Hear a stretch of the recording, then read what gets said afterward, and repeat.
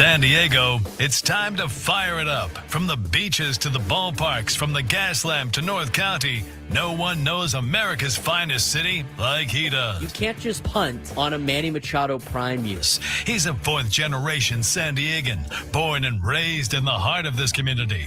Passionate, opinionated, and always bringing you the real talk on your teams, your city, and everything in between. Braden totally knows his stuff. He's ready for the next step. That guy is good. Live and local, it's the Braden Surprenant Show. But I think Braden's one of the up-and-coming young stars in the media game in San Diego. Now, here's your host, Braden Surprenant. What's up, San Diego? And happy Friday to everybody out there in America's finest city. He's Frank Marchese. I'm Braden Surprenant. This is the Braden Surprenant Show, live and local each every day from 10 to 2 on San Diego's #1 sports station, 97.3 The Fan. We're excited to get to the show today.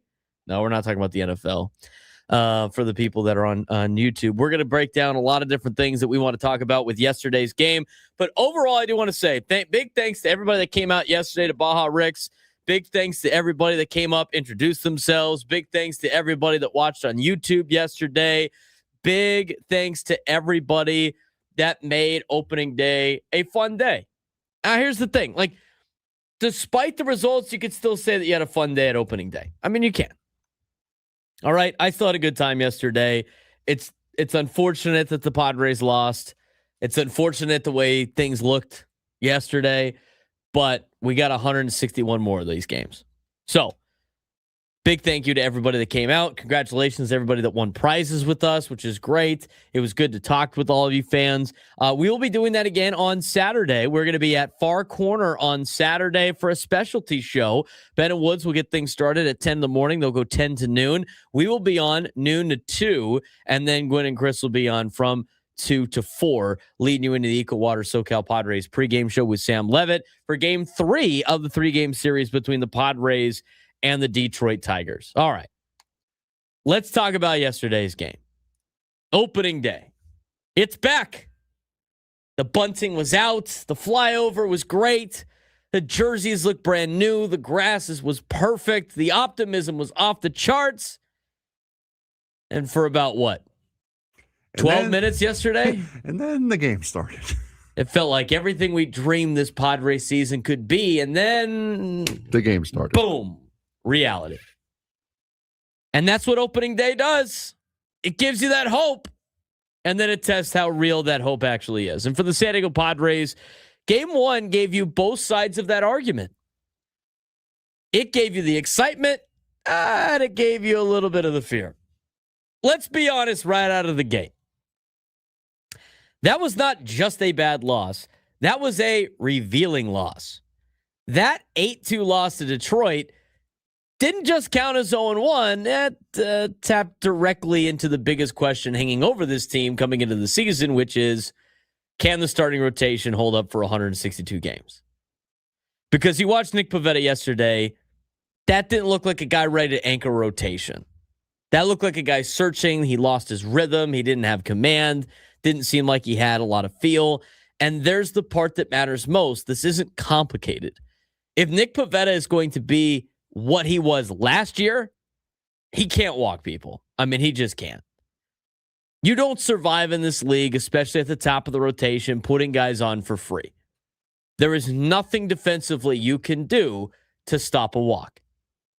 You don't survive when you're constantly pitching behind in counts. You don't survive when your best pitches, your fastball, your curve, whatever it may be, aren't even landing in the zone. Because what happened when the Tigers noticed that Pivetta was all over the place?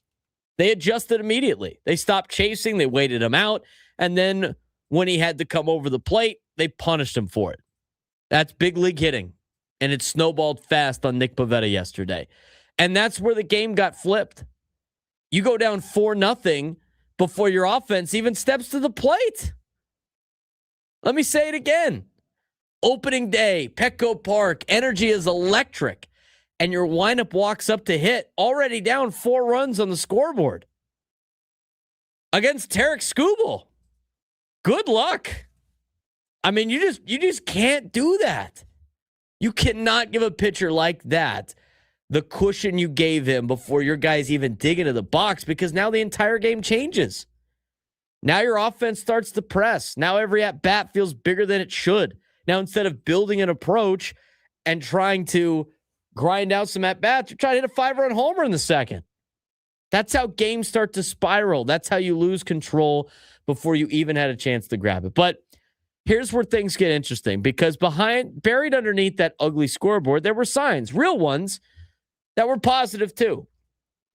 I did like the way Nick Pivetta bounced back in his second inning. Would have been better in the third inning if he hadn't given up 2 additional runs, but he was able to bounce back a little bit. We talked about Nick Pivetta can't be walking guys. I think that's something that you might be able to fix. Again, it's one game. You can't overanalyze it and be like, they're doomed. There were some other good signs too. Xander Bogaerts hitting in the 2-hole, something he doesn't like to do, something that statistically he hasn't done well. He looked a lot different hitting in the 2-hole yesterday. Now, it's again, same thing with the Nick Pivetta situation. It's only one game. Can't get super bummed out about it. Xander Bogaerts, it's only one game. You can't get overly excited about it. But how about these for exit velos yesterday?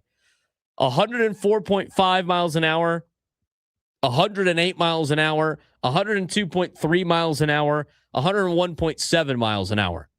That's not soft contact. That's not luck getting some couple of hits. I mean, he was roping the ball. He was hitting the ball with some authority. That's a guy scoring baseballs up all day long, a guy that already looks comfortable. That's a guy who might be settling into a role that maximizes what this lineup needs. And it wasn't just him. Look at the top of the order yesterday. Fernando Tatis Jr., Xander Bogaerts, Manny Machado combined yesterday, 363.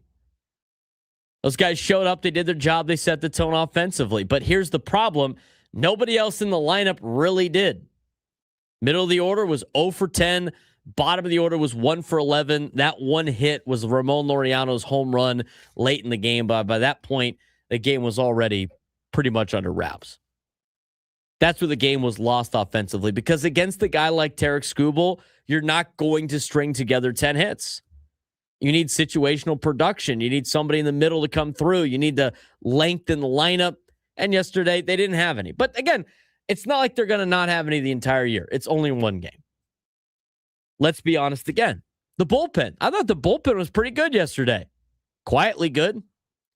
Outside of one pitch from Ron Marinaccio that left the yard, they settled the game down. They gave you innings. They kept it from becoming an absolute disaster. I think that matters, because if you're looking for something to hold on to for game one, from the positive standpoint of things, the bullpen looked very capable, and you didn't see any of their, big names go out there out of the bullpen yesterday. But we keep coming back to the same thing here. It's the starting pitching, because that's the story of the season. It's not the lineup. Top of the lineup hit pretty well. Okay, it'd be nice to get a couple more runs. You're going against one of the best pitchers in baseball, if not the best pitcher in baseball, especially after Paul Skeens' day yesterday. But it's hard to do when you're down 4-0 to start the game. It's not the lineup. It's not the star power. It's not the ballpark. It's not the bullpen. The rotation's the biggest question coming into the season. And here's the reality. This team is going to go as far as the top of that rotation takes them. And a lot, and I mean a lot, is riding on Nick Pivetta being closer to the guy we saw last year than the guy we saw yesterday. Because last year, career year, sub ERA for the first time ever in his career. Command, efficiency, reliability. Yesterday, didn't see any of that. And if that is the version that you see in Nick Pivetta, and if that version shows up too often, it's going to be a very difficult conversation later on this year. I mean, we're going to be having a very different conversation about this team in a couple of months. And I think this is the most important thing, despite all the negatives maybe at Nick Pivetta, despite all the negatives about how the Tigers jumped out to a lead and how the middle of the order didn't have that great of a day. And, the bottom of the order got the one hit, and, Ron Marinaccio had the one bad pitch. The most important thing about this, it's one game. It's one. That's it. 1 out of 162. Barely half of 1% of your season. This is where opening day messes with people, right? Because everything feels bigger, everything feels louder, everything's more final than it actually is. I mean, you live and die on opening day. Opening day feels like a playoff game. Last year, the Padres dominated their first 7 games of the year. Everybody's like, oh, World Series team, here we come. This year, they get blown out 8-2 on opening day, and it's like, oh, man, we got massive problems. Everything. It's one game out of 162. This happens in the middle of July after a 5 or 6 game winning streak. Nobody cares. This happens in the end of May. Even in the middle of a losing streak, there might be a little bit of grumbling about it, but nobody really cares. It's just another game. So as much as there were some problems yesterday, there were some things to be positive about with yesterday's game, as well as the fact that it's 1 out of 162. So here's the balance. Here's the line you have to walk today if you're a Padres fan. You can be disappointed in yesterday, and you should be disappointed in yesterday. Yesterday was kind of disappointing. I mean, everybody's excited. You got the bunting out there. We got baseball back. You're excited to see some of the new faces for the Padres. And then the 4-0 at the beginning kind of, really made it hard to get super excited for the rest of the game. It wasn't a good showing yesterday from the Padres. You can be concerned. You should be a little concerned, not too much, because the exact weakness we talked about during the offseason showed up immediately, which might be a little concerning. But at the same time, you also cannot overreact. Not yet. Because the other reality is baseball doesn't care about your first impression. It cares about consistency.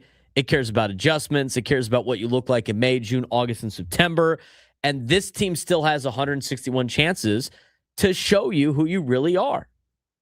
But I'll leave you with this. Opening day is emotional. It's supposed to be. It's supposed to make you feel something. And what the Padres gave you yesterday was a reminder of what they can be and what they cannot afford to be. They showed you the ceiling in flashes. They showed you the concern very clearly. Now, the question is simple. Which version shows up next? Which version shows up tonight at 6:40? Because if yesterday becomes a trend, we've got a problem. But if yesterday becomes a lesson, then it's just baseball. And that's the beauty of this sport. You don't have to wait long to respond. Game 2 is coming. And now we find out what this team is really made of early in the season. But yesterday, Frank, as we talk about yesterday's game, you cannot have Nick Pivetta go out there and walk people. You just can't. If it was one thing, if he got hit around a little bit, it'd be different there. But you cannot walk people early in the game. That, to me, was the biggest concern of Nick Pivetta, because a lot of the contact, aside from Kevin McGonigal, who, by the way, is a stud, top prospect, aside from him, they didn't hit Pivetta very well. I mean, a lot of the contact was soft contact, but the walks killed him in the first inning. And when your offense has to look at the scoreboard facing Tarik Skubal, and they already have a 4-0 start to the game, it's hard to overcome regardless of who's in your lineup and what you have. Yeah, this was Nick Pivetta's first inning. A drop third strike on 3 pitches. Walk, single, walk. The single walk. That was an opposite field little dunk hit that had no power on it. Double, single, strikeout. That was his first inning. That's a long old first inning for Nick Pivetta. It's just the walks are what absolutely killed you. You had 3 and 4 hitters. One of them walked in a run. And then you had Kevin McGonigal come up and absolutely lace one into right field. I mean, that was about the worst possible start that you could have had if you were Nick Pivetta. And we had discussed it on this show about Pivetta's spring training being a cause for a little bit of concern. Now, I didn't think him only having 2 starts, missing one of them and not looking good in those 2 starts were going to translate to what we saw yesterday. I thought he was going to be better than what he was yesterday, but there were some kind of signs. If you look back at spring training, there was a sign or two that this could have happened, and unfortunately it did. Right. That's what it was yesterday. Again, like to some people in the chat, well, they had 7 hits. They hit him fine. That doesn't mean they were all ropes. Yeah. If he was getting squared up, it's a little bit different. I mean, the first hit he gave up was a bleeder where the offense was shifted to the guy's pull side, and the guy got jammed on a pitch inside and just kind of flailed it to left field. McGonigal hit him really well. McGonigal had 4 hits yesterday. 3 of those hits were against Pivetta, and all 3 of those hits were scorched. I mean, he hit Pivetta very well. He had a screamer. That second double that went off the very top of the fence, right under where the railing is, that was a scorcher. He killed that ball.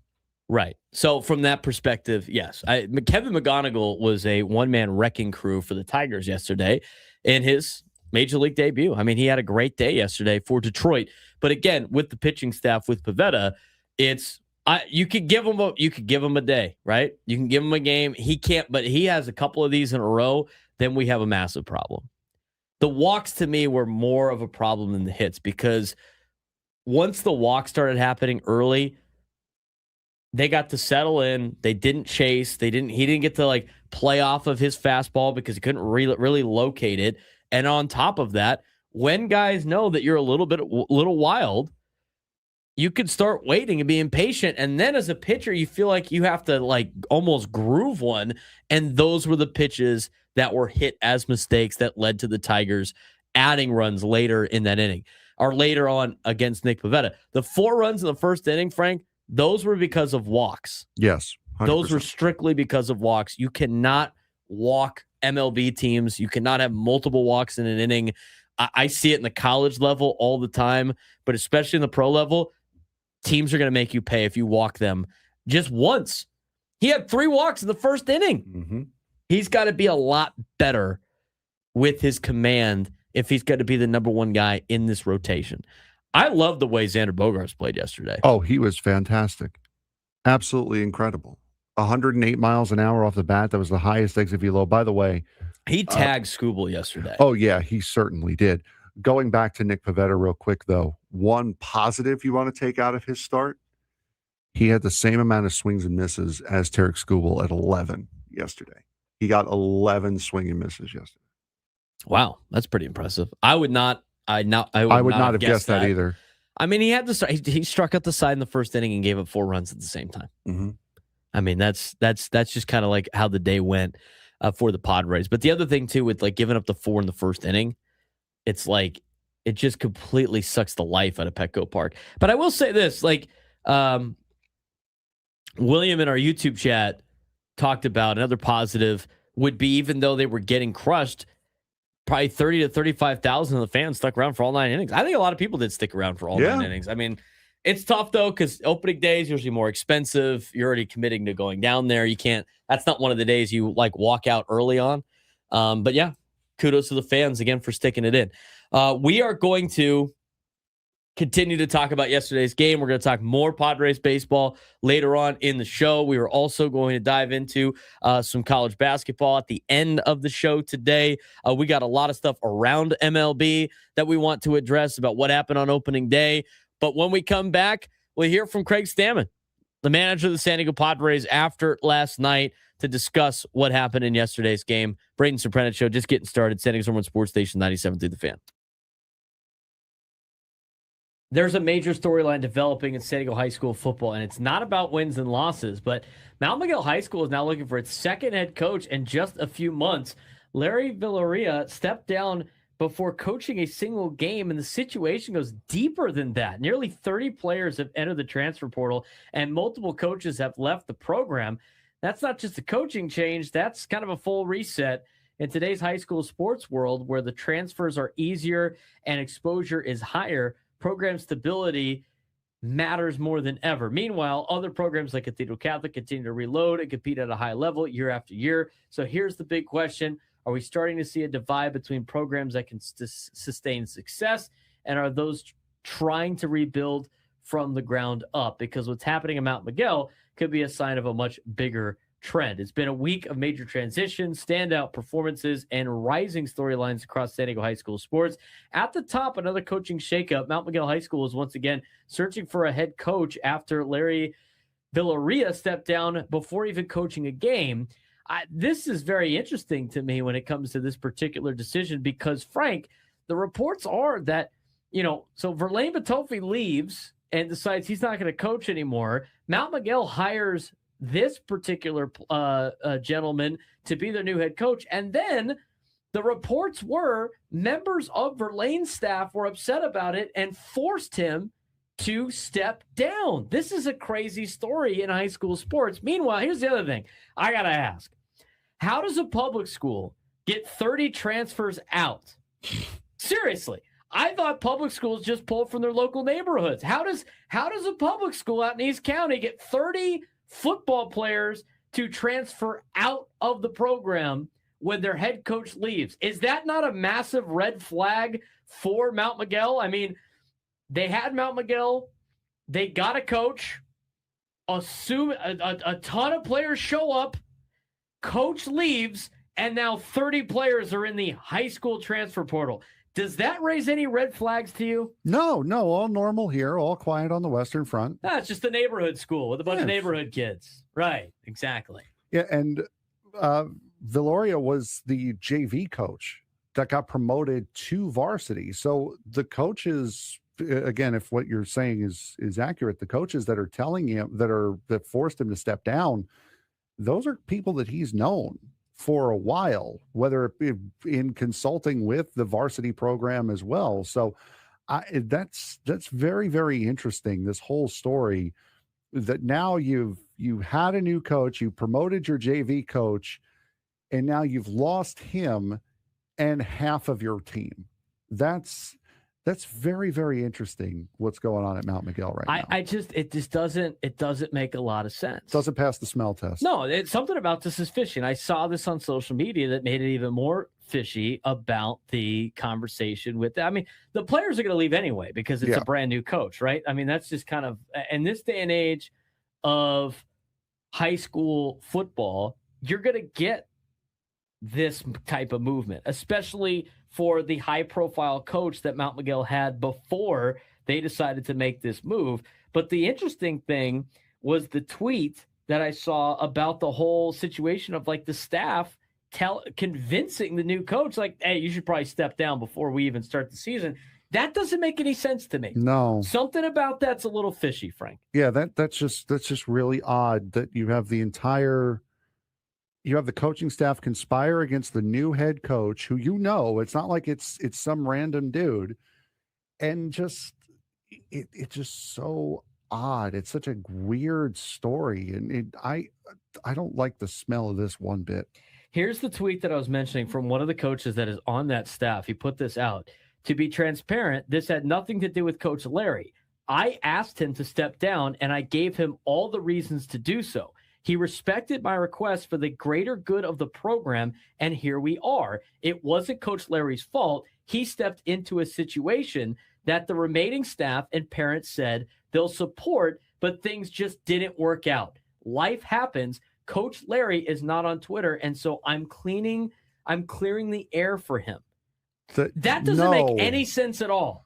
That doesn't make any sense at all. And then when asked about it from another coach, his response was, I'm not sure why you have more questions. I explained everything in the tweet, and no hard feelings. I know what you mean.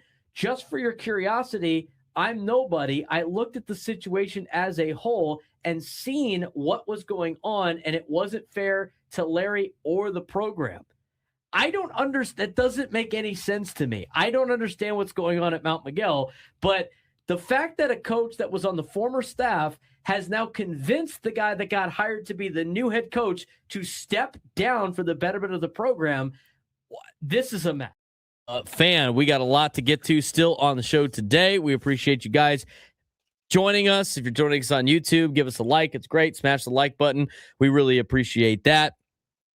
If you don't know about us on YouTube, you could subscribe to our YouTube page at B_SURP, youtube.com/@B_SURP, and you'll be able to subscribe to our YouTube channel. We got a lot of great content on there as well. We're trying to grow the page as much as we possibly can. So appreciate all of you that did that yesterday. We're close. Trying to get to 1,000 subscribers. We're up to 883 now. So we're getting closer and closer by the day. Again, really appreciate that. We post a lot of extra content on there. So be sure to go to our YouTube page. Again, if you go on YouTube, you can also live chat with us, which is great. So we can see all your messages on there. 833-288-0973, 833-288-0973. If you want to join the show today, we're talking about yesterday's game, obviously between the Padres and the Tigers. Overall, my overall take on yesterday's game, Nick Pivetta can't walk people, or it's going to be a problem. It's only game one. Xander Bogaerts hit the ball really well. Bullpen looked pretty good. That's where I'm at with this. That's what it looked like yesterday. I mean, I know Marinaccio gave up the 2-run homer in the middle of the game right there, but he was working on his second inning. I think he's only going to be. I think reality, he's probably only going to play one inning or pitch one inning more times than not. Thought the bullpen guys that were pressed into action did a really good job. How about Bradley Rodriguez yesterday too? Bradley looked good. Not his debut. He pitched last year. He looked good last year. Earned a spot on this team. He looked really good yesterday. Really difficult to deal with. Another bullpen arm that's pretty electric for the San Diego Padres. Coming out of the bullpen. So overall, I think the bullpen was good. I think the top of the order did all right. Middle of the order wasn't very good. And then the bottom of the order got the one home run out of Ramon Laureano. I do have a couple of questions. I'm surprised. We're going to talk about this in a second. I was surprised at the lineup in terms of how many lefties were used. We'll talk about that here in just a moment. But we do want to hear from Craig Stammen, what he said yesterday. Obviously, it's his first game as a manager. And so here's what Craig had to say about what it was like managing his first game. Humbling, I guess. Hope it goes well, but got off to a bad start, and it's just the game of baseball, But it was a lot of fun for me to be in the dugout and lead the guys, and hopefully get back after them tomorrow. Talking about also too, I saw Kyle Hart was getting loose there in the first inning. I mean, that could have been disastrous, I think, for the Padres. I think Nick Pivetta did a good job getting out of the end of that inning and then going pretty quickly in the second inning. But how close was Kyle Hart coming into that game? Probably pretty close. We were trying to cap Nick at maybe 35 pitches in that first inning. So top of the order was coming back up with 3 out of 4 lefties. So Kyle was probably pretty close, kind of just to stop the bleeding there in the first inning, give us a chance the rest of the game. I'm surprised Kyle Hart didn't pitch yesterday. But you know what? You got to give it to Pivetta. He gave you everything he could after allowing those runs, which kind of was his game to kind of clean up at that point in time. I thought the bullpen finished the game out well. What did Craig Stammen think? I think the hardest part about today decision making was who was going to pitch and how we're going to get through the game without pitching guys we wanted to save. And then we ended up wanting to save Kyle Hart for tomorrow and the next day. Their lineup is predominantly left-handed, and we felt like, if we saved him for the next 2 days, we had a better chance. We could be a little bit more aggressive with the bullpen if we had to be. I knew if Wandy just pitched one inning, he'd be, good to go one of the next 2 days. Last thing for you. I thought Xander Bogaerts played pretty well yesterday. I liked his performance. All of the balls that he put in play were hit over 100 miles an hour with a skipper thing. Very happy with how Xander looks right now. Carried on, what he looked like at the end of spring training, hitting line drives everywhere. Very excited about where Xander Bogaerts is and what kind of season he's going to have this year. All right, so that's a lot of the stuff from Craig from yesterday post game. Again, a lot of it's one game, so you can't take too much out of it. And it's for everybody else too. There's going to be some negative people saying like how bad the Padres are going to be this year, how bad they are after whatever it is. I mean, the Cardinals are going to be terrible this year. They won yesterday. Are they going to go on and win a bunch of games? Probably not. I just think, Frank, opening day, we react to opening day like it's a playoff game. And I get it. Like the pageantry's there, all about like it's a big deal for a lot of people. It's the start of the season. But when you look at the overall grand scheme of things, it's 1 out of 161. Now, if they get their ass kicked the next 2 days by the Tigers, yeah, there'd be a little bit cause for concern on Monday. I don't think it's going to be the case.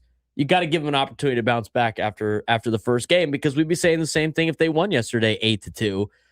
People would be like, this team's going to the World Series. The reality is it's not. I mean, they just showed that on MLB Network, the Mets and the game that they had against Paul Skeens and the Pirates, and people tweet out, we're going to the World Series because they beat Paul Skeens yesterday. I mean, the overreacting of opening day is hilarious to me from a lot of different levels. But that being said, positives, Xander Bogaerts looked good at the dish. I thought the bullpen pitched well. negatives and maybe glaring concerns, obviously. It doesn't look great, and it doesn't feel great when your biggest concern going into the season showed up in the first inning of the game. Yeah, no, not great at all. And again, with how his spring training went, you kind of sense that this could be a possibility. And now you're going to see Michael King go today, another guy who's coming off an injury, did look good in the game that he pitched at the end of last season, but he also had more or less an up and down spring training as well. So it's going to be very, very interesting to see how not just the Padres offense, because they were not great yesterday either, 2 runs on 5 hits. You also have a starting rotation that needs to bounce back in a huge way in order to regain some confidence here. Right. Absolutely. They're going to need a bounce back today. And here's the deal. If the Padres do bounce back today, everybody's going to change their mind again. It's just going to be, changing the tune of everything like that. So overall, not great. It's just one game. You can flush it. You win the next 2. You're going to be okay. What did I say yesterday? What I thought the Padres are going to do this weekend? You thought they were going to go 1-2? I thought they'd lose 2 out of 3 this weekend. Mm-hmm. I 100% said that. I still I fill that out on that sheet of picking all the games. Like, they're losing 2 out of 3 to the Tigers, and I still have them winning 91 games because of what this team can do. And here's the thing: it's not like they didn't threaten against Skubal. The first inning, they had runners on the corners and had an opportunity to potentially get some runs on the board against Skubal there early, and couldn't pull it off. But they were able to get guys on. I mean, it's not like Xander Bogaerts got all his knocks against some no-name bullpen arm. Mm-hmm. He tagged Tarik Skubal. Yeah. So I just think it's a lot of, overreaction to the opening day being the most important day. Because again, like the next 2 days, if they win the next 2 games, it's not going to be as huge as the opening day reactions. 833-288-973, 833-288-973. It's got Kevin in Chula Vista. Kevin, what's going on? Yeah, hey, Braden. From where I sit and stand and take a look at this, we can use all the cliches we want about game 1, et cetera, et cetera. I get it. And as Frank pointed out, Nick Pivetta did not have a good spring, and it seems to have at least overlapped for one game already. And this is going to be a problem for the Padres if this continues with other pitchers. It's what I've said before, and I'll stand by this. For the most part, you've got 2 or 3 pitchers in your starters, 1, 2, and 3, that for the time being, they're going to be like 3-4 inning pitchers at best. That's going to go after the bullpen and wear that down quite a bit in the early phases. What bothered me yesterday was, once again, the Padres get punched in the mouth. Understandably, you don't want to go down 4-love, nothing, that early. But there was just nothing coming back offensively when they had opportunities. And this is a continuation from last year. That would be a concerning thing. Let's hope that all of this can get resolved.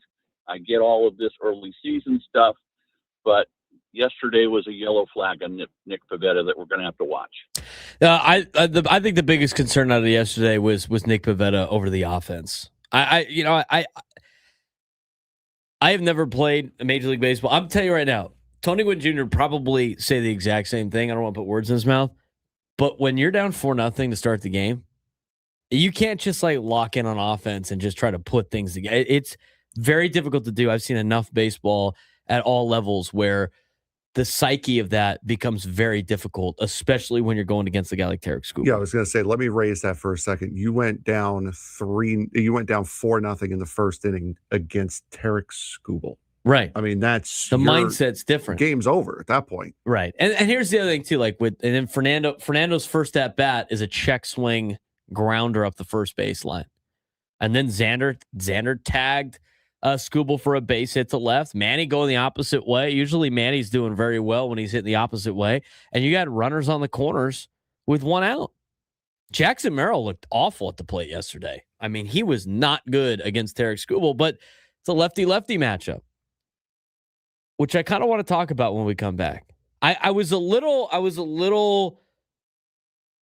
didn't fully realize when I saw the lineup that every lefty on the team was in the order until I looked at the lineup card that we get in the press box. I think that's an interesting topic of conversation. Plus, what else did we get out of opening day? We'll talk about it when we come back on the Braden Surprenant Show, Standing Summer Sports Station 97.3 The Fan. Here's the biggest lie in the NFL right now. You can win free agency because you can't. And the data proves it. Over a 10-year span, more than half of the top free agents didn't even live up to their contracts, not exceed them, didn't even meet expectations, and nearly 30% were straight-up disasters. But every March, we do the same thing. Fans celebrate, teams flex on social media, and everybody thinks they just fixed their franchise overnight. Meanwhile, the truth is the exact opposite. The biggest contracts are often the worst investments. Running backs, bust rate. Wide receivers, overpaid. Quarterbacks, total gamble. The teams that actually win in this league don't build through free agency. They survive it. They draft well, they develop talent, and then they use free agency like a tool, not a foundation. So when your team wins the offseason, history says they probably didn't.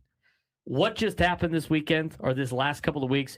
NFL free agency. Excitement, headlines, splash moves. Fans and teams convince themselves that they won the offseason, but history says that's usually not true. Yeah, no, studies of the top 500 top free agents from 2023 to 2022, their average grade for that is just a 2.26 out of 6, which is well below average. Only 41% of signings are actually, quote unquote, successful. 58% are disappointment or worse. Nearly 30% are major failures or disasters, and only 4.2% are Pro Bowl or superstar level. That is more than half the time these teams are regretting the deals that they're making. And from 2013 to 2022, that's a large sample size of free agent contracts. And what happens to these NFL teams that sign these particular deals? And this is where teams get it wrong. Paying for hype and not value. Biggest names are not the safest bets. Top-tier free agents actually perform worse than mid-tier ones, and teams overestimate their ability to pick the right guy. Skill positions are a trap market. Worst success rate, 10% success rate for running backs, approximately 30% success rate for wide receivers, and quarterbacks are very volatile and risky. Meanwhile, safeties, O-line, D-line, much safer investments. Teams chase highlights instead of impact. And I could have told you that. Just as a football coach, where you have success is in the trenches and safeties and linebackers because they fill out special teams. That is where your value is for contracts. It's not paying wide receivers. It's not paying running backs. It's not spending money on positions that would make a upgrade to your fantasy team, Frank. You got to build within the trenches, and you got to keep everything young by going through the draft. Yeah, no, it absolutely does. You do need those players. You do need those pieces. You do need the big star wide receiver. You do need help in those areas, but not at the price that you are going to have to pay for them during a free agency window. And another thing here, age really matters more than teams admit. The best window is for a 24 to 27-year-old when they hit free agency. Productive drops when players hit their late 20s and into their early 30s, but teams still pay these guys not for what they're doing, but for what it says on the back of their card. And here's why teams keep doing it. It's that hope. It's that human element, right? It's the hope over logic. It's the pressure to win the offseason. It's ownership wants headlines. They want the hype. They want people and their fans excited about the season. And general managers bet on being the exception. Every team thinks, yeah, but our guy is different. But the reality is hits exist. They are very rare. Like short-term quarterback swings, you're really getting lucky. Like the Sam Darnolds of the world, right? It's like, look, this worked out for one season. But, there are some strategic fix, but disasters pile up. Big money quarterbacks flop. Wide receiver deals age poorly. Injury risk kills contracts. I mean, I look at like the free agent signing of Russell Wilson multiple times going like, really? Or the trade for Russell Wilson too. It's like, this guy is not worth the amount of money that you're spending to make a big headline splash. And to be honest with you, really look like you're building a fantasy team instead of an actual football team. Yeah. And this one came down while we were doing our show on Monday as we record this. Travis Kelce just signed a new 3-year deal rounded up worth about $55 million. He is not worth $55 million anymore. That is a huge overpay for the Kansas City Chiefs for a guy who they were talking all year about him possibly retiring at the end of the season. Now to get a 3-year, $55 million contract in free agency, that is insane for the Kansas City Chiefs to do that, even with a player they have a rapport with. That's such a emotional signing for the Kansas City Chiefs from so many different aspects of that particular deal. But, you know, free agency is not how you build a winner in the National Football League. It's how you patch some holes. It's how you take calculated swings. And it's not how you build a core. The best teams draft and develop in the National Football League and use free agents selectively. The worst teams, the ones that try to make the headlines and try to buy relevance overnight. So as you sit here and you listen to this, you watch this breakdown of the NFL, and you want to think about what your team is doing right now in free agency, you kind of hope they're not spending a lot of money and they're focused on the draft, because that is what wins. That's what wins Super Bowls in the National Football League.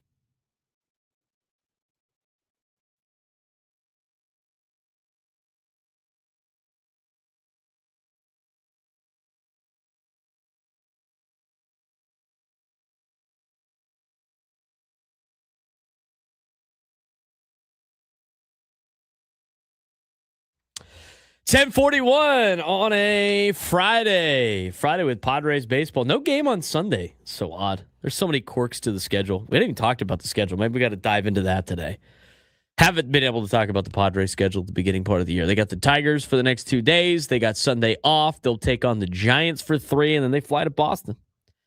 And we'll open up the Red Sox season at Fenway Park next Friday. We will be off next Friday because at this time, you will be listening to Padres baseball against the Boston Red Sox. Yeah, we're off next Friday. We have a shortened show next Wednesday, and then we're off the Wednesday after that because they're in Pittsburgh. Are we really? Yes.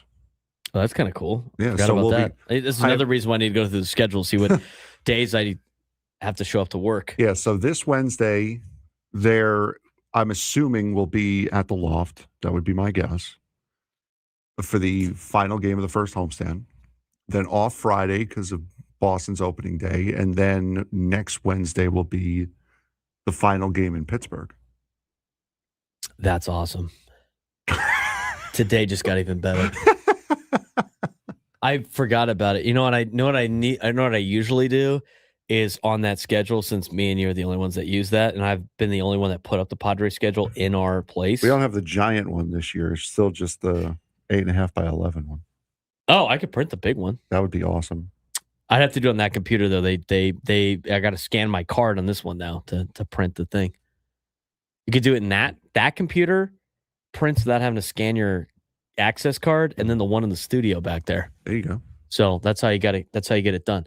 But yeah, we'll get the big one up there, and then we could go like, oh, no show for us this day. If we did it for like Gwen and Chris, it'd be every day. I mean, every day is preempted for them, so must be nice. It's preempted only by 20 minutes though. For most of their shows. Yeah. They go like, Yeah, they go from 2 to 6. They go from 2 to 6. Pregame starts at 5:40. It's only a half hour, 20 minutes. They'll start racking up, dude. They do. The only one that doesn't ever get it really is the morning show. But I will say, like, there is a couple of East Coast trips where the morning show actually gets to get a little bit of a break. Yes. All right. Yesterday, there was some other information that came out yesterday that was reported by Kevin Acee in his little notebook. And it's about Joe Musgrove and where he's at. It's about Yu Darvish and all the details we got from AJ Preller yesterday. It's about the ABS system that debuted yesterday. It's about Nick Castellanos. And of course, what a great tribute yesterday to Randy Jones before the game. Moment of silence for Randy. Padres Hall of Famer passed away at age 75 during the offseason. His family threw out the ceremonial first pitch. It was a really good tribute, I thought the Padres did for opening day for Randy Jones. I thought the overall the production was great. I love the new video board design. Yes, it's a big upgrade. I think it's cool. I like the Balboa Park kind of background this year. They did the beach theme the last couple of years. Mm-hmm. I like the new upgrade with the Balboa Park look. I think that's awesome. I wonder if they're going to change that for to the City Connects. I mean, I'm like sure they'll change the background. I'm sure they'll. The thing with the video board, they could change that background to whatever they want. Yeah. They have everything already set up for it, so they probably could. I mean, so yesterday was Balboa Park. I'm curious if it's going to be Balboa Park the whole season. I mean, what if today's a different part of town? What if it was like or Balboa Park at night because it's a night game. Oh yeah, you know what? That could be true too because it was during the day. There may be a night theme. I'm sure there's going to be. There was a City Connect theme, and when they had the City on City Connect Fridays, so I could see that being the case. But I thought the Padres did a really good job with the presentation yesterday. I think it's great. I love that they line up on the lines. They don't announce the opposing players anymore, except for their starters now, which is an ongoing thing around baseball. It's probably to just keep things moving a little bit. Which even still, I'm surprised they didn't do their lineup first. Just do their lineup and then go through your entire team. It's like, okay, yeah, they're done. They're out of the way. Let's make them stand out in the sun longer. Now we'll get our team out there. By the way, I think, including the lineup, I think Ruben Niebla got the biggest pop out of anyone yesterday. He got a big, yeah. And then Nick Pivetta happened. And now I'm sure people are like, freaking out about Ruben Niebla, but Ruben had to have the biggest celebration of any pitching coach around the country yesterday because he was out doing a lot of the Padres players. But I thought the production yesterday on opening it was great. Opening day is so much fun. Now, some things that we want to get to. We're going to get to what Kevin Acee wrote in a second. I did not really, and when we do live remotes, there's so much going on. And so many, I don't want to say distractions, but there's a lot like, we got to give this away, that away. We have a 2-hour show. We got to do this. Let's try to do that. We're talking to a lot of people. It's great. I love it being out in the community. I don't get to like sit down and really overanalyze a lot of the stuff that we get. Mm-hmm. And one of it was the lineup yesterday. I saw the lineup. It seemed fine. I understood why some lefties might have been lower in the order, but I failed to realize that every lefty this team has was in the lineup yesterday. Every single one. Now, I know Bryce Johnson's a switch hitter, but every single lefty was in the lineup yesterday with Jake Cronenworth in the lineup. Who's an everyday starter. Everyday starter. Jackson Merrill. Who's an everyday starter. Budding superstar. And Gavin Sheets. You could have swapped him out. Right. That's why, like, to me, the whole righty-lefty matchup is not a huge deal because two of your guys you're never going to take out anyway. Yeah. In Merrill and Jake Cronenworth. They're going to have to learn how to hit lefties. I mean, you're not going to platoon those guys. Or you're going to have Castellanos play and then have Cronenworth sit. Like there's no way that's ever going to happen. I am a little surprised that Gavin Sheets got the nod to start yesterday.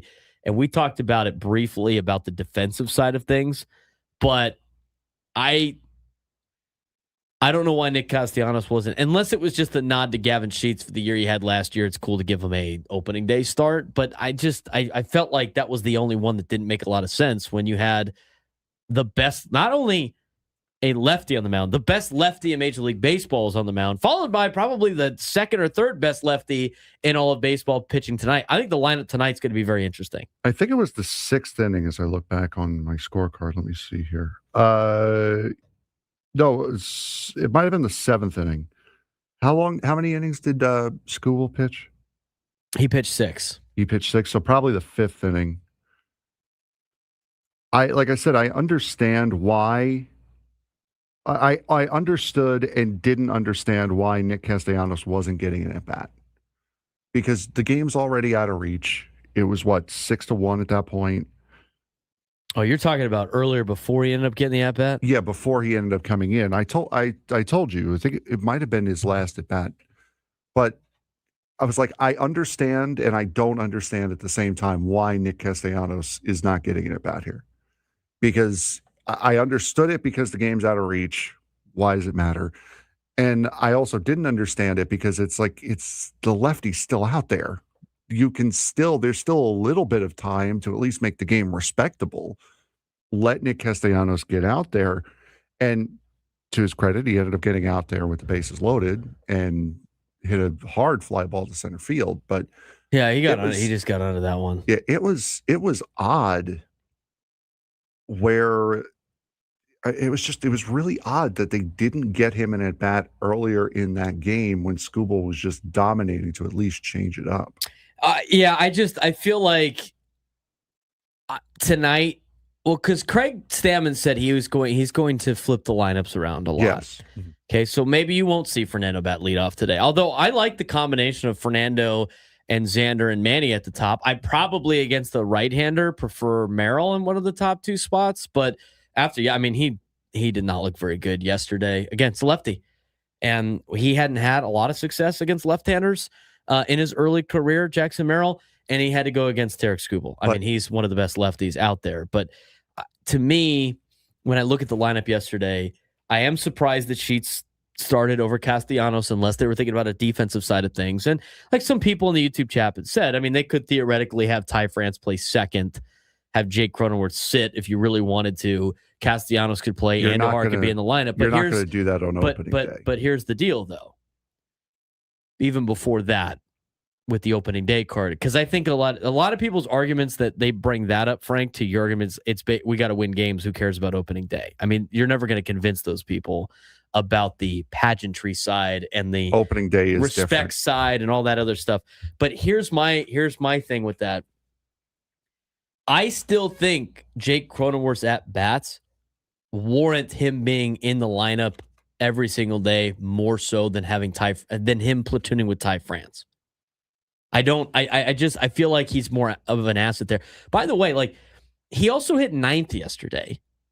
Cronenworth did. I don't mind him batting ninth against lefties. I don't mind him batting ninth against any pitcher, to be honest with you, because he might be able to at least work his way on base. I mean, he didn't yesterday just because he only had a couple of opportunities. He only had 3 at bats, I think.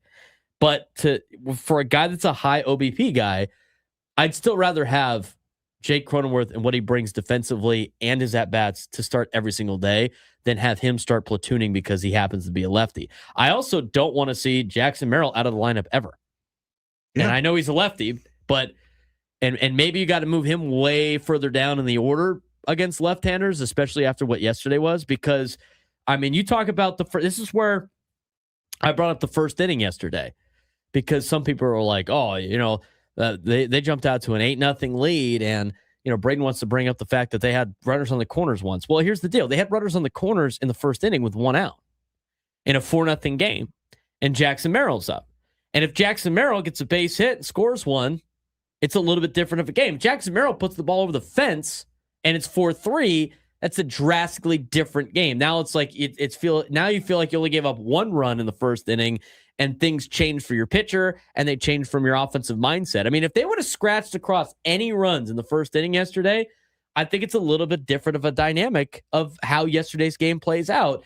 The fact that they threatened, I thought, was good, because there's a lot of teams that would give up 4 runs and then go down 1-2-3 immediately, which they did not do.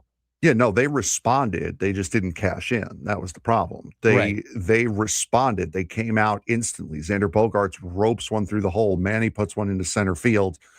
And you're thinking, okay, now we got something going here. And then Merrill strikes out. And then it just kind of like... And then what did Sheets? Did he pop up or something? Yeah, I think, and then Sheets popped up. No, it was Andujar. It was Andujar. Let me see. Andujar popped up or something like that. This is the fun part about having a scorecard on your phone. Merrill struck out, and then Andujar got out.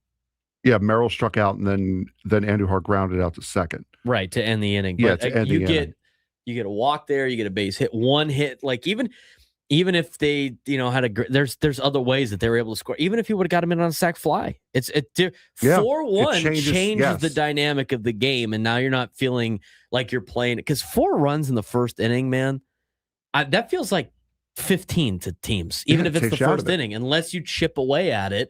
And the Padres had a good shot to get Tarik Skubal early to make him have to pitch with pressure, and that was it. They didn't really apply the pressure at that particular time. So, interesting conversation. We got a lot of info out of opening day yesterday with the Padres that we want to talk about when we come back.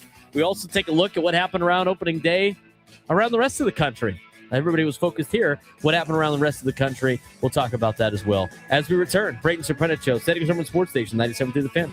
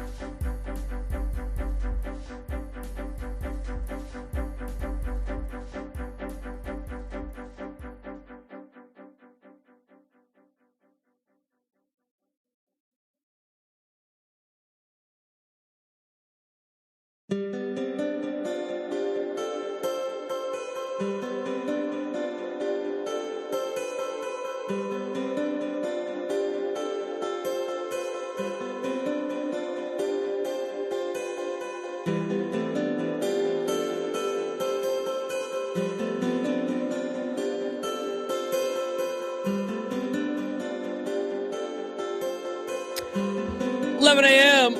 on a Friday. Padres, Tigers coming up at 6:40 tonight. It's the first party at the park. Should be a fun time out at Petco Park again. I don't know how many people are running it back today.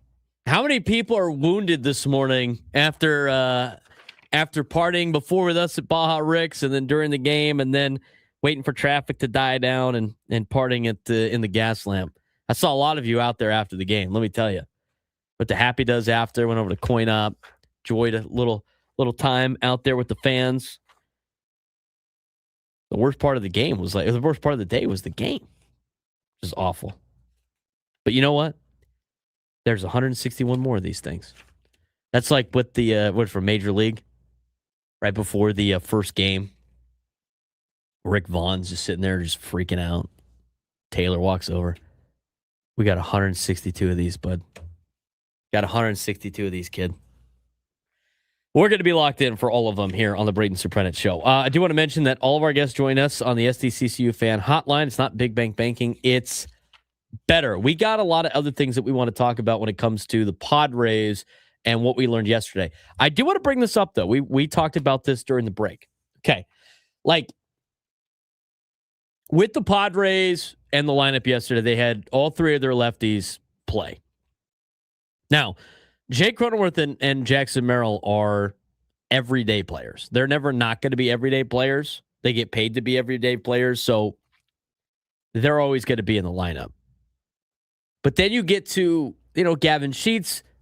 Maybe that's the question mark of whether or not you should have started Gavin Sheets against the lefty, and we'll see what happens. They get another chance today, and I think the lineup today is going to be more telling than the lineup yesterday. I think, opening day lineups have some sentimental value, right? I mean, it's obviously a very important thing on opening day.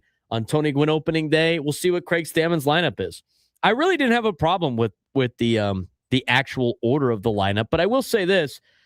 I wouldn't be surprised. I wouldn't be surprised. Again, hindsight's 2020 on this particular situation. I wouldn't be surprised if Ramon Laureano moves up to 4 against lefties and Jackson Merrill drops down to 7 against lefties. Now, here's the conversation, though, and it gets a little complex. Jackson Merrill, historically in his career, has not done well against left-handed pitchers in comparison to how he's done against right-handed pitchers.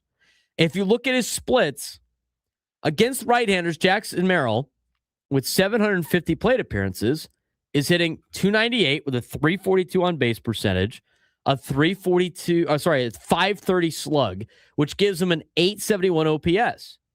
That's pretty good. That's good numbers in his career against right-handed pitching. 33 home runs, 121 RBIs. Kid's got 41 doubles, 10 triples, right? That's good. Now, against left-handers, it's not terrible, but it's not nearly as good. He's hitting 235 against left-handers in 330 plate appearances. That's with a 274 on base and a 365 slug, a 638 OPS. So against right-handed pitching, he has an 871 OPS. And against left-handed pitching, he's got a 638 OPS. Now, Frank, I'm going to use you as an example just to get your thoughts on this. Okay. Based on that information, what would you infer for him when it comes to where am I going to put Jackson Merrill in a lineup against lefties? I put him towards the bottom. Honestly. You put him towards the bottom, correct? Yeah. Right. Now, when you set a lineup against righty, lefty, whatever, that's for who exactly? A bullpen arm or a starter pitcher? A starting pitcher. See, this is where things get complicated, though, with Jackson Merrill's situation. I find this fascinating. Maybe I'm just being a nerd, but I find this fascinating. Against the right-handed starter, Jackson Merrill's hitting 280 with an 807 OPS. Still relatively good, still relatively close to his split against right-handed pitching, right? 298 average for any right-hander compared to a 280 average against the right-handed starter. 871 OPS against the right-handed pitcher in general. 807 OPS against the right-handed starter. Now, again, we talked about him going against lefties. Against lefties, he's hitting 235. But what about lefty starters? That's how you would assemble the lineup, correct, Frank? Correct. He's hitting 274 against left-handed starters. That's drastically different than he is against left-handed pitching in general. Now, that makes sense because of the fact lefty bullpen arms are usually very difficult to hit. They come in specifically to take lefties out, right? I mean, you got to face for other teams, the Adrian Morehomes of the world. You got to face the Tanner Scotts of the world. You got to face these lefty bullpen arms that are disgusting and have high velo, and they're hard to hit. But he hits 274 against left-handed starters with a 310 on base percentage and a 781 OPS. That's a big reason why he's still batting near the top of the order against lefties, and why I still think Jackson Merrill will probably play during the season higher up in the batting order against lefties than you would arguably think based on how he's done against left-handed pitching in general. And I think the biggest thing is the fact that he's done well against lefty starters. I find that to be a little surprising. I mean, he's only 6 points off his batting average against right-handed starters. I'm just saying. I can see where Craig Stammen went with this. But now, like today, if I'm doing a lineup today, based on how yesterday went, I'm going to have Ramon Laureano bat fourth today. I think he earned an opportunity to do that with last year and the season he had last year. And he's already off to a great start to his season this year on the home run categories because, I mean, last year seemed like a big year. I got to go back and look. Wasn't last year a very significant home run year for Ramon Laureano, like in terms of his overall career? Let me I want to say actually. like he found some extra power last year. I could be wrong.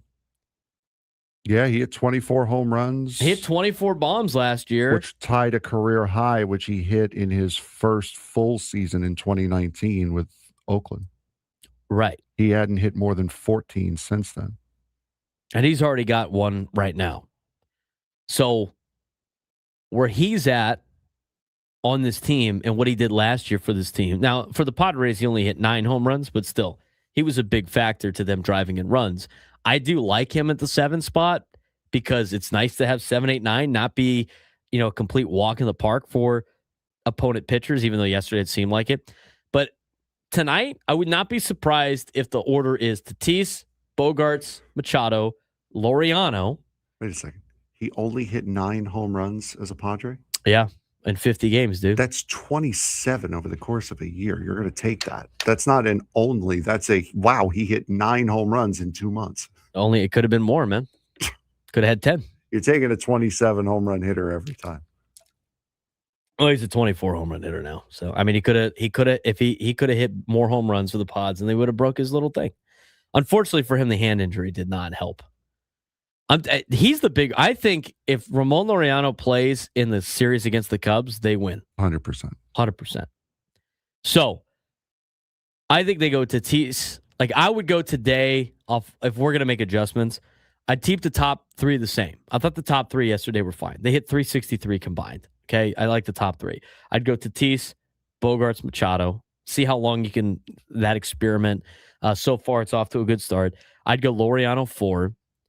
I'd go Andujar 5, and then you got to start mixing in some of these lefties, right? To me, I would only I'm taking Sheets out, and Castellanos is going to play. So I'd go Andujar 5. Then I'd sneak in. Actually, I wouldn't. You could still split at the bottom. So I'd go Andujar 5. I'd go Castellanos 6. I'd go Merrill 7. Fermin 8, and then Cronenworth 9. So you have the 2 lefties in the lineup. They're both near the bottom of the order. You don't have that like Broadway of lefties in a row for a bullpen arm after Framber Valdez gets taken out. And to me, that's where I would go after seeing only one day of results with a lineup. And I'm curious to see if Craig's going to mix up the lineup a lot like he says he is. And I'm actually excited to see some of these potential lineups that they put out there. That's not accounting for Ty France. I mean, maybe we got to put Ty France in the order right now too. But Miguel Andujar was brought on this team to hit lefties, and he proved it in spring training. I would imagine he's getting another start today against a left-handed pitcher. That would be my guess. I would as well. I don't mind that lineup. I probably would put. I'd probably move some of the things around. Like I'd maybe have Castellanos hit 5th, put Merrill 6 and Andujar 7. But, I mean, I wouldn't be all that upset with your lineup that you gave either. Only reason I put Andujar 5 because he rakes lefties compared to Castellanos. Castellanos hit which is fair. And or swap Merrill and Castellanos. I'd have Merrill bat 6th. And the reason why I like Merrill batting 7th, it's just like now at the bottom of the order, you got two guys that could potentially bat near the top of the order, Cronenworth and Merrill, and I think it lengthens the lineup. I like the Laureano Merrill kind of flip, but we'll see what they do today as they put out a lineup against another lefty in Framber Valdez. Should be a fun game tonight. We'll talk more about that later on. We do have updates for you on Yu Darvish and Joe Musgrove. Now with the situation at hand with the starting pitching getting off to a little bit of a shaky start with Nick Pivetta. We'll see if Michael King bounces back for the rotation here tonight for the Padres. I think a lot of people are interested in seeing when Joe Musgrove might come back. Well, we got an update for you when we come back on the Braden Surprenant Show, sending us number one sports station, 97.3 The Fan.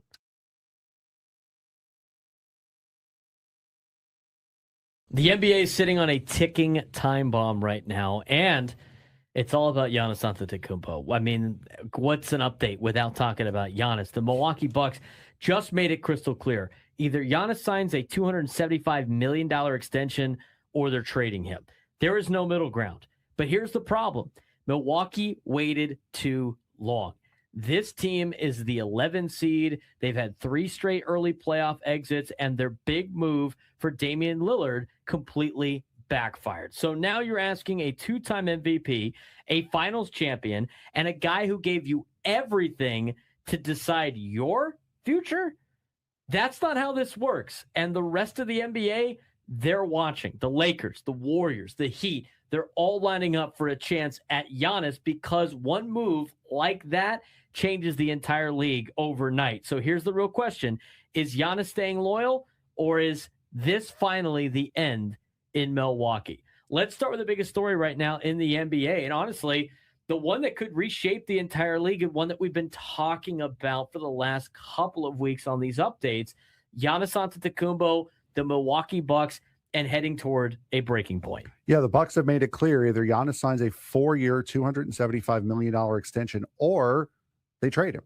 No middle ground. No, let's see how this plays out. They're done. They're either signing him or they're done. And here's the problem. This isn't just about Giannis.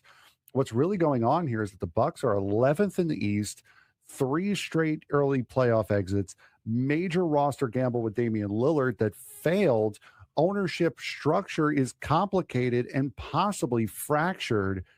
This is not a contending team anymore. It's a franchise at a crossroads, and they are kind of leaning on their star player to determine which direction they go in. And the Bucks waited way too long. Here's the reality of the situation. Giannis gave Milwaukee everything. He gave him a championship. He gave him loyalty. He gave him his prime years. And now they're asking him to decide their future. That's backwards.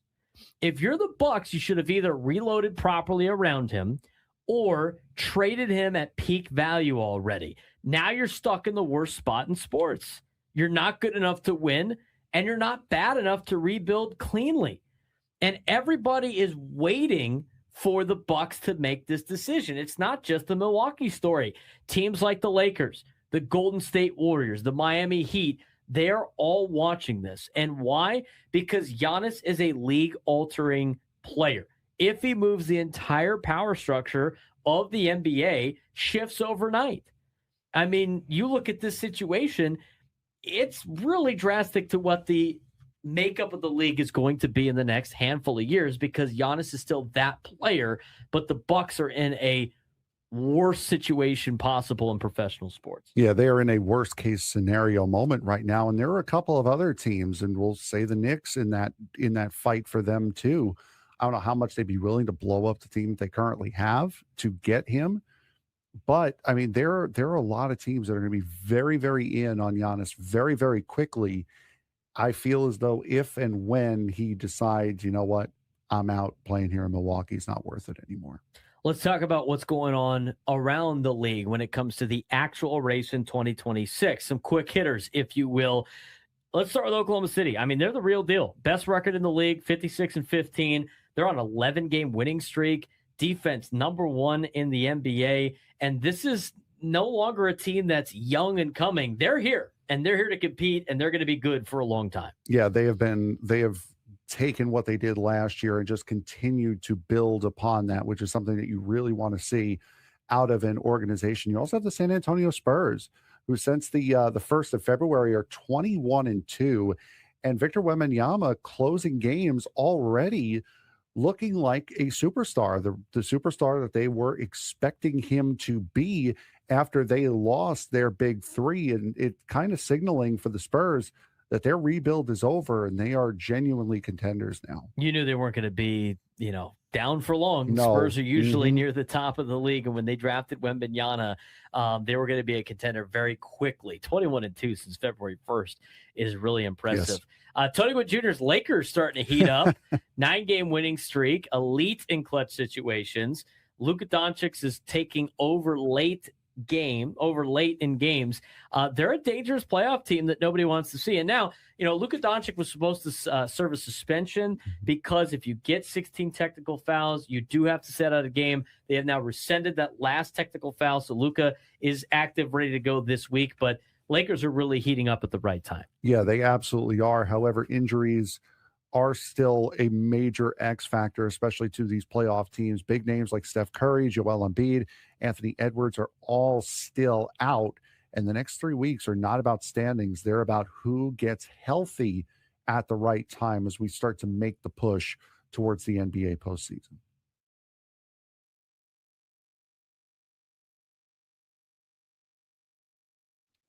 $11:17 here on a Friday. We got Padres and Tigers coming up tonight. 6:40 first pitch. And tonight, if I'm not mistaken, tonight is the scarf giveaway, correct? Yes, I believe tonight is the scarf. Tomorrow's the belt bag, fanny pack, whatever you want to call it thing. The belt bag is nice. No, the belt bag is Monday. I have been wrong before. Yeah, this little sheet says that's the case. We were getting, what was confusing me too is like some people said that the belt bag yesterday. So people yesterday were telling us that the belt bag was this weekend. And I'm like, no, I'm pretty sure the scarf is first. But that is correct. Let's correct this. All right. Limited tickets still remain to join us for the opening series. On Friday today, join us for Beer Fest presented by Southwest Airlines. For the game, arrive early for $5 craft beers and live music in Gallagher Square. And on Saturday, all fans are invited to stay for a post-game fireworks spectacular presented by SeatGeek. Opening day scarves are on Friday, March 27th. Start the season in style with a cozy Padres opening series scarf presented by Sequan Casino Resort. Perfect for showing your Padres pride from first pitch to the final out. This scarf is limited to the first 40,000 fans in attendance. That scarf, by the way, is cozy. It's so soft. Yes, it is. It's so nice. Yes, it is. It feels great. I can't tell you any time I've worn a scarf, but I will say it's nice. I think it's more for like the whole soccer thing where you like have the scarf up and all that stuff. Yeah. Mm-hmm. I think it's probably more for that than anything else. I do not know how to accessorize with a scarf. I will say this. I do not know how to accessorize with a scarf. So I will find ways to use Just the scarf. way you said that, it sounded like you said, I don't know how to assess a rise with a scarf. And then I put it together. I'm like, wow, that does not make sense. No, it doesn't. That would not make sense. Did you imagine trying to figure that out? Excuse me? How did he do on opening day? I don't even know. Hold on. I don't know either. Let's take a look. All I know is the Giants got their ass kicked. But so did the Padres, I guess. So there's not much more of that. 1 for 3. There you go. Well, did better than the first baseman for the Padres yesterday, I guess. 1 for 3 with a walk with and total base. They had to, they lost the signing. Should have signed him. It's over. Okay, we're going to get to a couple of things here in this hour.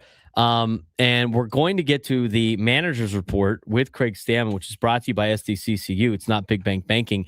It's better. He was on with the morning show.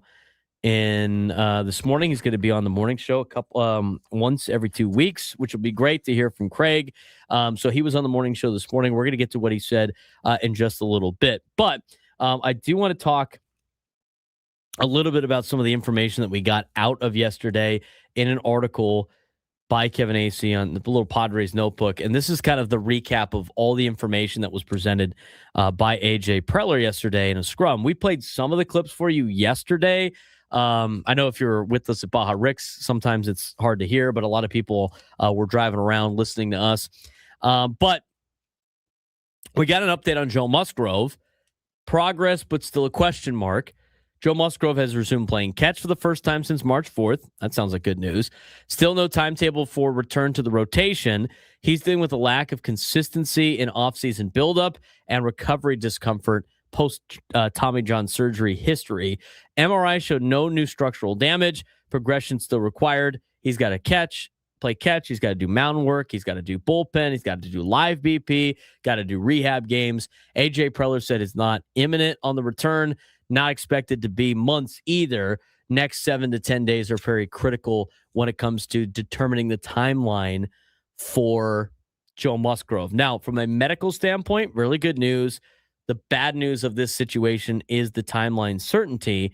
But with the Padres already trying to rely heavily on the top of the rotation and Nick Pivetta not being able to replicate a career year from a year ago, at least early on, because they kind of need him to do that. We'll see if he's able to bounce back in his next start. It kind of puts the Padres behind the 8 ball a little bit with Joe Musgrove not being ready to go. It doesn't sound like it's going to take months, but even then, like if you just start putting the timeline together, which is very difficult to do, and I guess the next 7 to 10 days will determine that. I mean, it's going to be hard for him to be back before really June, to be honest with you, Frank, based on what he has to do of the playing the catch and this and that and recovering.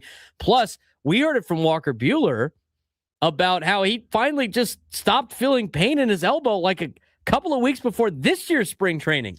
And he was like 2 years removed from Tommy John surgery. I mean, that's going to be a lingering Tommy deal. John surgery. That's a big thing to denote. That was his second Tommy John surgery for Walker Buehler. This is just Joe Musgrove's first. So there is going to be a difference there. But yeah, no, it's not great, Bob. Not great. Well, it's not great that he has to, start on the injured list and be correct. a little bit longer. You know, what it does do, it does buy some more time for the Walker Buehler, Ramon Marquez battle as they get an extended tryout for the season. So that was some of the news. Does it though? Because Griffin Canning is still on his normal timeline, which is about May. So, well, it's about May right now, but we'll see. It does because they're both still trying out for the team. I mean, even whoever wins that battle, if you have to make a decision. No, that's what I'm saying. It's not an extension for both of them. It's an extension for one of them. No, right now is an extension for both, and then whoever pitches better will be the extension for the next one. Yes, we're saying the same thing. Yeah. I'm trying to find. I thought didn't Joe have? No, he has had so many, just different little things come up. Yeah, little gremlins throughout his career. I mean, I think he had a shoulder issue, if I'm not mistaken, at one point in time. But yeah, I think this is his first Tommy John surgery, if I'm not mistaken. He had something else though that was arm related that I thought was elbow related when he was in Pittsburgh, but I can't find it right now, so I'm not going to spend too much time on that. But it does sound like he's not going to be back until maybe June. I mean, he's got to go through a lot of stuff to make sure his arm's ready to go. And like Joe Musgrove wants to be able to pitch at the best level as he possibly can before coming back. We got some information out of Yu Darvish. He's on the restricted list. They determined that they were going to do that the day before opening day when they had this conversation. He wants to rehab on his own timeline, and he acknowledges he's not mentally or physically ready to pitch, obviously, at this point in time. He was owed $46 million through 2028, but he's going to make nothing while he's on the restricted list. He would be paid if he was on the injured list instead. The voluntary money left on the table, obviously a very similar move in 2024 when he had the personal situation and an injury situation. Hasn't said anything about retirement yet. And AJ Preller's message is Yu Darvish is unique, putting the team before himself. He's already 39 years old. He's had 2 elbow reconstructions. I mean, I find this to be admirable for Yu Darvish, but I want to know what he thinks he's got left at this point in time. But I think you got to give him the right to be able to go through this the way he wants to go through this for what he has done for this organization, especially the fact that he's like, yeah, I don't need to get paid, which is crazy to me. Yeah, that in his body of work throughout his career has given him the right to be able to. There are guys, like we say it with coaches and managers, they earn the right to mutually part ways when in reality we know that's them being fired, but the team is doing them a favor because they've been so good to them. This is what Yu Darvish has earned with the way he has played, not just in San Diego, but the way he's played throughout his career. He has earned the right. He has earned this wiggle room. Like if Ty France tried to do this, there's no shot. This would not be the case. But with what Yu Darvish has done, and he's also shown that he's been willing to give up his salary for the better of the team. You know what? Let you do you. And that's what I was talking about this when it came up. Was it 2 years ago? I believe so. For anybody, like so many people get like disgruntled about it. It's like, well, where is he? Why isn't he here? Why does it matter? He's not taking up a roster spot and he's not getting paid. Who cares what he does? Mm-hmm.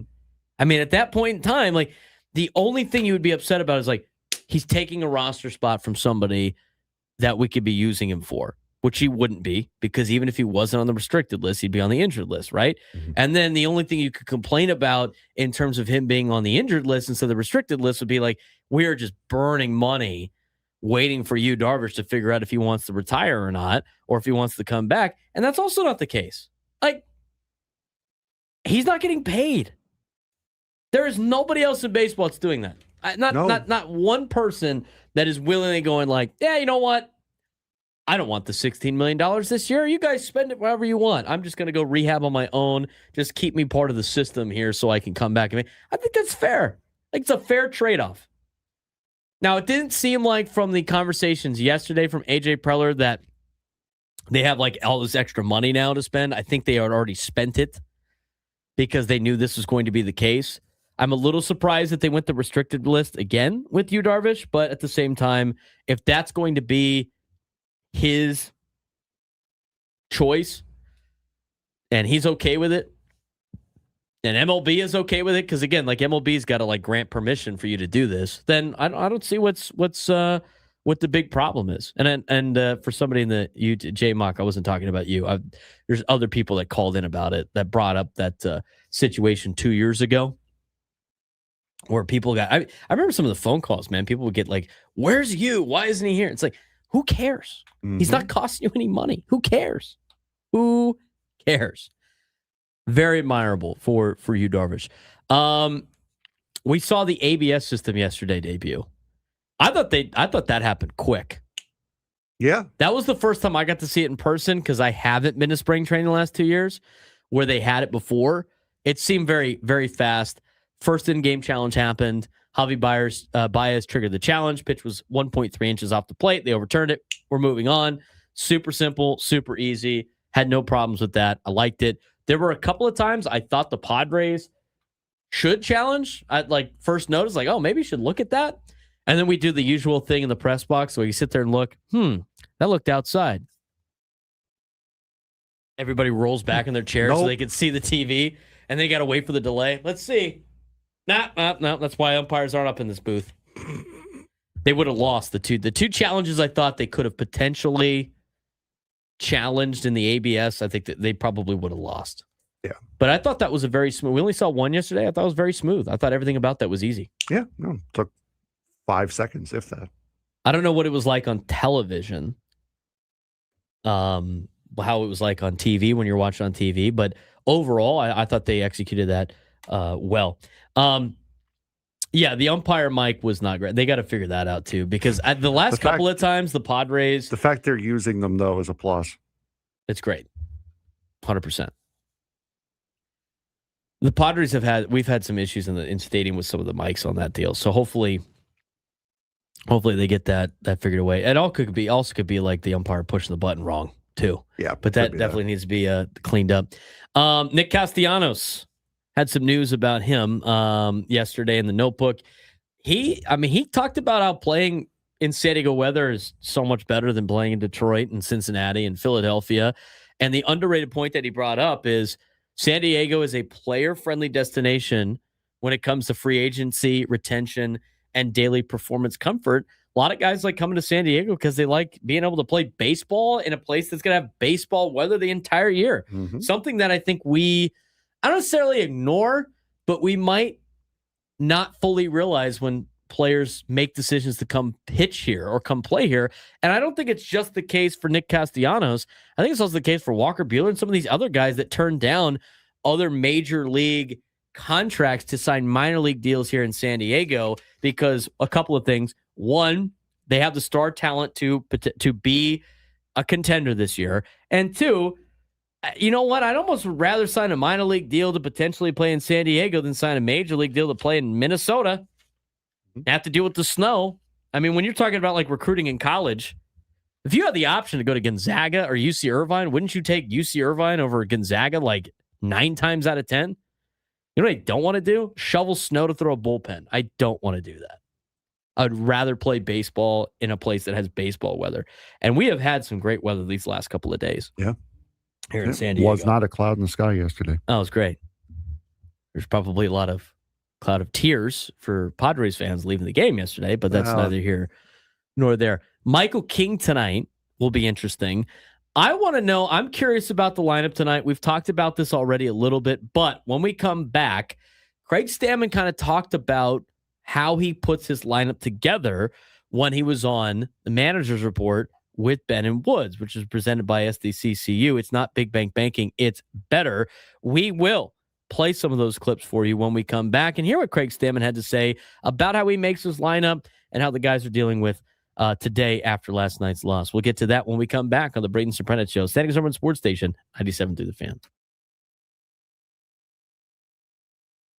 There was a time when March Madness belonged to the Cinderellas. George Mason made a Final Four. VCU made a Final Four. Loyola Chicago, Florida Atlantic, all these mid-majors turned the tournament upside down. Even San Diego State. But that era might be fading because now with the unlimited transfers and NIL money, power conference teams can basically reload every year, and they're pulling the best players away from smaller schools before they ever become Cinderellas. So what we're seeing now is fewer upsets, fewer double-digit seeds making deep runs, and more chalk at the top of the bracket. But here's the interesting part. The games might actually be better this way. The competition is stronger, the teams are more complete, but something feels different because March Madness without chaos isn't bad. It's just not the same March Madness we grew up with. This week in college basketball, the NCAA tournament is reminding us of something we've kind of known for a while now. March Madness is still madness, but it just doesn't look the same anymore. Because if you look at the bracket right now, the story isn't just who is winning, it's who isn't. The mid-major Cinderella run, the kind that defined the modern era of the tournament, feels like it's fading, and that raises a bigger question. Is March Madness actually better when the upsets are rare instead of routine? There was a time when a George Mason type team felt like a once in a generation story, but after that unforgettable 06 Final Four run, it wasn't a one-time thing. It became a trend.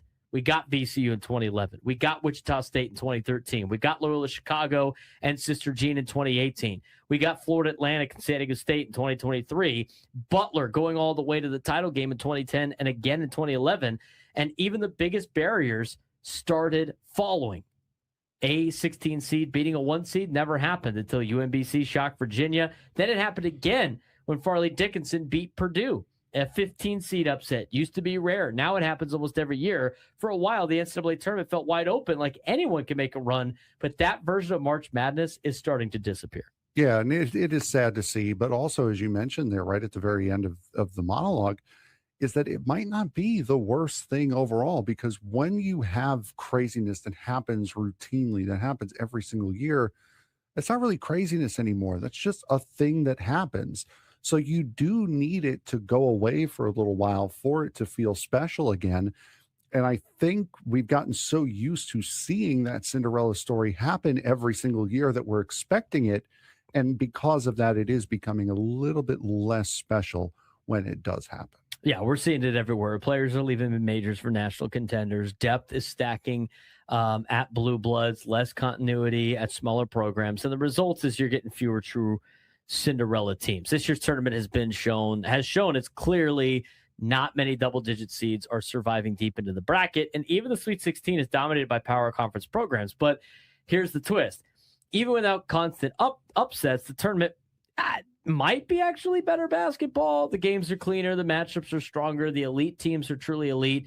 But you get that missing feeling of that unpredictability that made every postseason feel like history. Because March Madness without Cinderellas isn't bad. It's just different. And the sport might actually be in a transition phase, not the end of Cinderella, but a reset, a recalibration, a moment where the system is stabilizing after years of chaos. But my take on this is I liked March Madness for the funness, the fun of upsets early in the tournament. Either way, the best teams are usually near the end of the tournament. But the fact that you didn't get any 13 to 16 seeds in the Sweet 16 for the second straight year in a row, and the fact that it's all Power 4 schools again for the second year in a row, that's trending in a direction that I don't think is necessarily good for the NCAA. Yeah, it certainly is a problem. And I do agree with you. But again, you also can't have it be expected every single year, because then when it does happen, that deep run is not nearly as special anymore. So you want to keep that air of anything can happen. Sometimes you do get clunkers. Sometimes you do get bad years. Sometimes you do get snooze fests. But then there are other times where you get just absolute insanity. And that is what keeps you going back, is for that rare time when it does happen, because like, oh my God, we actually got it this year. Instead of, okay, yeah, this is the standard number 14 seed going into the Elite Eight or Sweet 16. The perfect version of March Madness probably isn't a tournament full of upsets. No. It's also not a bracket full of chalk. It's a balance. A few early shockers, one or two real Cinderella runs, and then the heavyweights taking over when it matters most. The question moving forward is whether college basketball can find that balance again, or whether we've entered a new era where the magic only shows up in flashes. Either way, March is still March. It just doesn't belong to anyone anymore.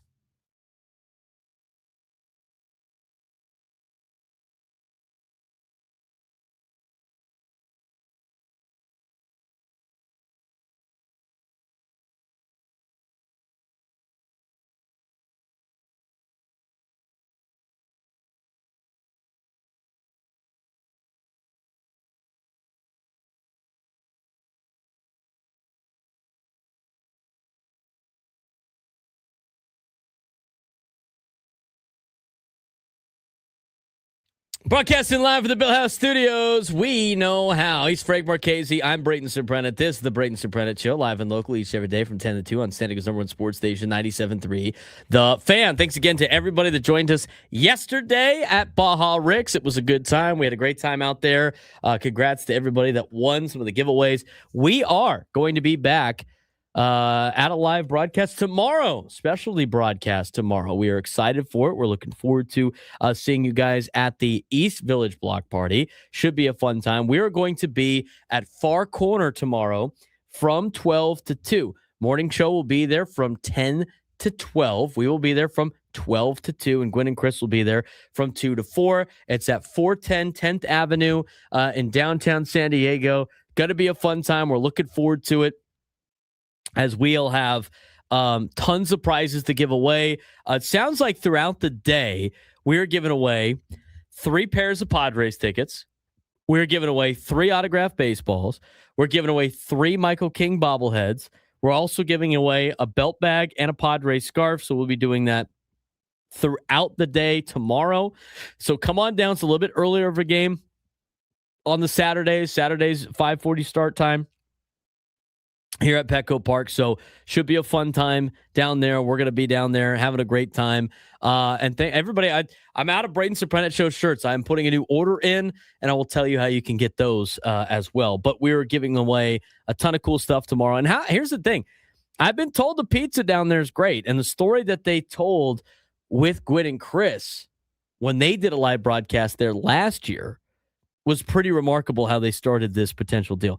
Hamby told us that the pizza there is great. I haven't been yet. I can't wait to try it. And as soon as Hamby was trying to tell Frank this morning about the pizza, pizza snob Frank over here put his nose in the air a little bit like, hey, you know what? I'm from New York, dude. I know good pizza. Try to blow me away. We might have to have a segment where Frank has to try the pizza. And nothing crazy either. Just a cheese slice, because if you can't get a normal cheese slice right, then you can't get anything else right. So you just start from the bottom, taste test the cheese slice, and then off we go. All right, man. That's big pressure. Far Corner. Anybody listening down at Far Corner that's working today, anybody that's driving around that works at Far Corner, if you are the owner of the establishment, I heard he's a great guy. They did not tell me who his name was. But Frank is calling you out about pizza tomorrow. He's calling you out. So we're going to see what the deal is tomorrow when it comes to the pizza. Because Frank's he knows some good za around town. I tell you what, the places that Frank has brought me to for pizza has been pretty money, pretty close to New York. Now it's not new. I don't know if it's New York style. I don't know if it's New York style at Far Corner. Frank is just for context, so he's not biased here. Frank is. Is it Chicago style? I don't think it is. No. Thank goodness. Frank appreciates all pizza, but Chicago style. Yes. Detroit style pizza? On it. Yeah. Sicilian pizza? On it. Good. All the other pizzas, I don't know off the top of my head. Bar pizza, football pizza, whatever they say at Barstool, I don't know. I'm not that kind of pizza connoisseur. He appreciates all but Chicago style pizza. He doesn't like the Chicago style pizza is not pizza. It's more of it's a casserole. Slop. Yeah. I mean, even like the good Chicago pizza is not like the bad. It's not my deal. Okay. I agree with you on that. So Frank Marchese's calling you out, Far Corner. Are you up for the task tomorrow or are you not? We will find out tomorrow on the air. I can't wait. Pizza snob Frank over here. All right. Before we get to what Craig Stammen said this morning on the manager's report, which is brought to you by SDCCU. It's not Big Bank Banking. It's better. Let's get out to the phones. We've been waiting for this gentleman to call in, man. Got to talk to people off the ledge today, Brandon. You got to talk people off the ledge. We already got season 0-162 incoming from a lot of Padres fans today. Brandon in Carlsbad, what's going on, brother? Braden, Frank, first of all, it's always an honor and a privilege that you guys would so kindly take a call from a wild man, San Diego psychopath, Friar Faithful like myself. Well, just a point, Brandon. We do have the dump button ready to go, just in case. Okay, so we have our built-in deal ready for you. Okay, hey, technology.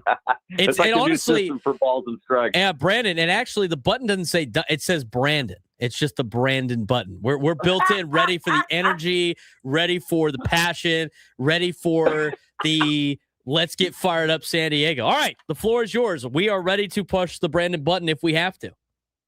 Okay, man. Well, hey, I won't say anything that bad in the sense that you won't have to push the Brandon button. But I will say this much. The Friar Faithful, Frank, Braden, you said it before you answered the phone. We're 1-in-162. Is that correct? Yeah, 1 out of 162. Anyway, yes. Okay. I've cornered fighters from boxers, bare knuckle boxers, MMA fighters, kickboxing, sometimes, not all the time, but I believe this could be it because there's a long season left. You need to get freaking punched in your face to wake up because we have the talent, but we need to iron out with the coaching. It's still new. Okay. We got a couple pieces of management that have moved around. We have some new players with, most notably Andahar and Castellanos, if I said that correctly. And they got potential. I think we can do something. And we're not going against slouches. They did great last year. I know they were 15 games ahead and then they kind of slouched off. That was a 2-time Cy Young Award winner yesterday we went up against. So my theory, and I have faith in it, is that sometimes you need to get freaking punched in the face to wake up. So let's not all get our you-know-whats in a bunch. Let's be faithful, okay? Hey, I get it. It's not fun to get your butt handed to you on opening day on the first game of the season on top of that. In front of your home crowd, you got some new players on the team. But sometimes it has to happen. For those of you guys who don't know, that's called sports. That's called baseball. It is what it is, and you can ho-hum about it all you want, but we got a long way to go. This is a marathon. It isn't a sprint. God bless you guys, and God bless the San Diego Padres. I'm out. All right, thank you, Brandon. Appreciate it. Could have been worse. Could have been the White Sox yesterday.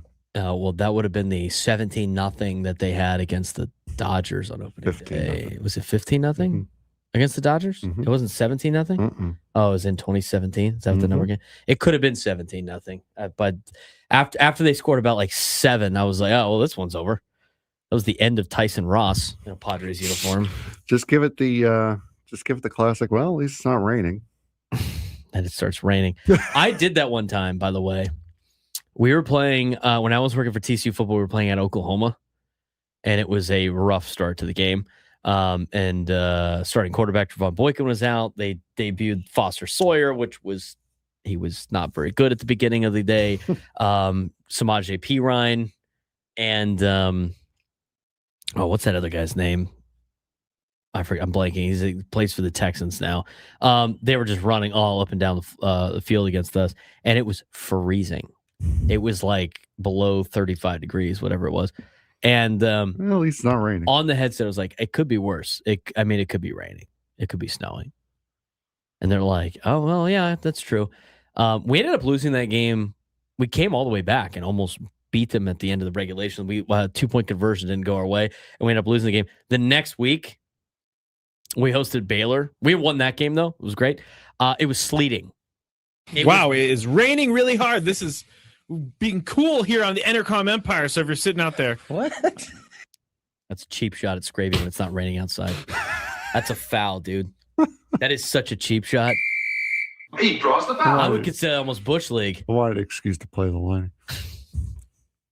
You know what? You chop it up with Scraby yesterday in the press box, like all chummy, and then you just break. Bang! Yeah, that was gut after punch. Yeah, that was after he said, "Oh, I was told you guys wouldn't be here." I think that's how he opened up the conversation. A poorly executed joke on his part. Obviously, and you know what? This is why you can't mess with Sicilians like this, because Frank just held a grudge up until almost 24 hours later, and then bang, got him with the cheap shot of the "it's raining really hard outside" clip that Scraby failed to delete to protect himself. If you want to do it and it's raining outside, I think it's fair game. But when it's sunny outside and you drop that on that, oh my God. It was based on the context of the story that was being told. That's a foul. I got to ask Scraby. I took the foul. I know you took that. It was a little bit of a cheap shot. You know what? Scraby had a breakaway and you dropped your shoulder into him. It's a hard foul. Don't get me wrong. It's a hard foul, but a little bit on the cheap side. 833-288-0973, 833-288-0973. Let's get out to Chris in San Diego. Chris, what's going on, brother? Hey, what's happening, guys? Just want to say, love the show, great entertainment. The game one, 2-time Cy Young Award winner. He's going to get a W often than not, but still, my head is still high for the Padres. I'm excited about this season. And the other thing I want to add, when you talk about Frank and pizza and this challenge, you really need to lay on thick either the New York accent or the Italian accent when you say his name, because I think it legitimizes, the savant of pizza. I think so too. I agree with that, Chris. I'm gonna start calling you Francis. What do you think about the pizza, Francis? I tell you what. How you doing? Start dropping that stuff out there. That'd really make you cringe. Yes, it would. It did. A lot of non-Italians think like Italians like that. No. We're not all little Mo Mozzarella, all right? No. We're not all, hey, what up, Mo? Should I just call you Mo before the pizza? No. Frank's alter ego is Mo, the pizza critic. That's not a bad report you could do. Write that on the blog posts on the website. It could be like, I'm Mo, man. I just judge pizza in town. Mo. Hey, what up, Mo? Oh, God. Did we get to the sports thread? It's time to get to it. We're ready to talk about what Craig Stammen said in the noon hour. You know that group chat? The one that's always blowing up with the biggest sports takes, debates, and breaking news? You got barbecue back there, and you didn't invite me? Yeah, we've got that too.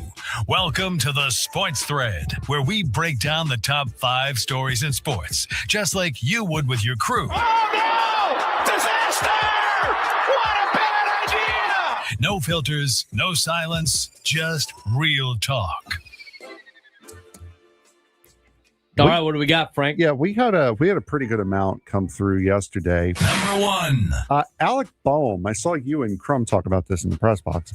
Yeah, that popped up on my phone yesterday. I'm like, what is this? Alec Boehm has filed a lawsuit against his parents, accusing them of mismanaging and misusing millions of dollars from financial accounts they controlled on his behalf.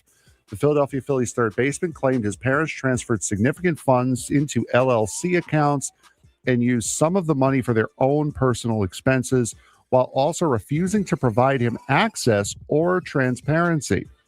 His parents have denied any wrongdoing, stating that they acted in his best interest and will fight the allegations. The case highlights deeply personal financial dispute that could have significant legal and family implications as Boehm seeks damages and full control of his accounts. I think the number I saw was $3 million. It was like $3 million.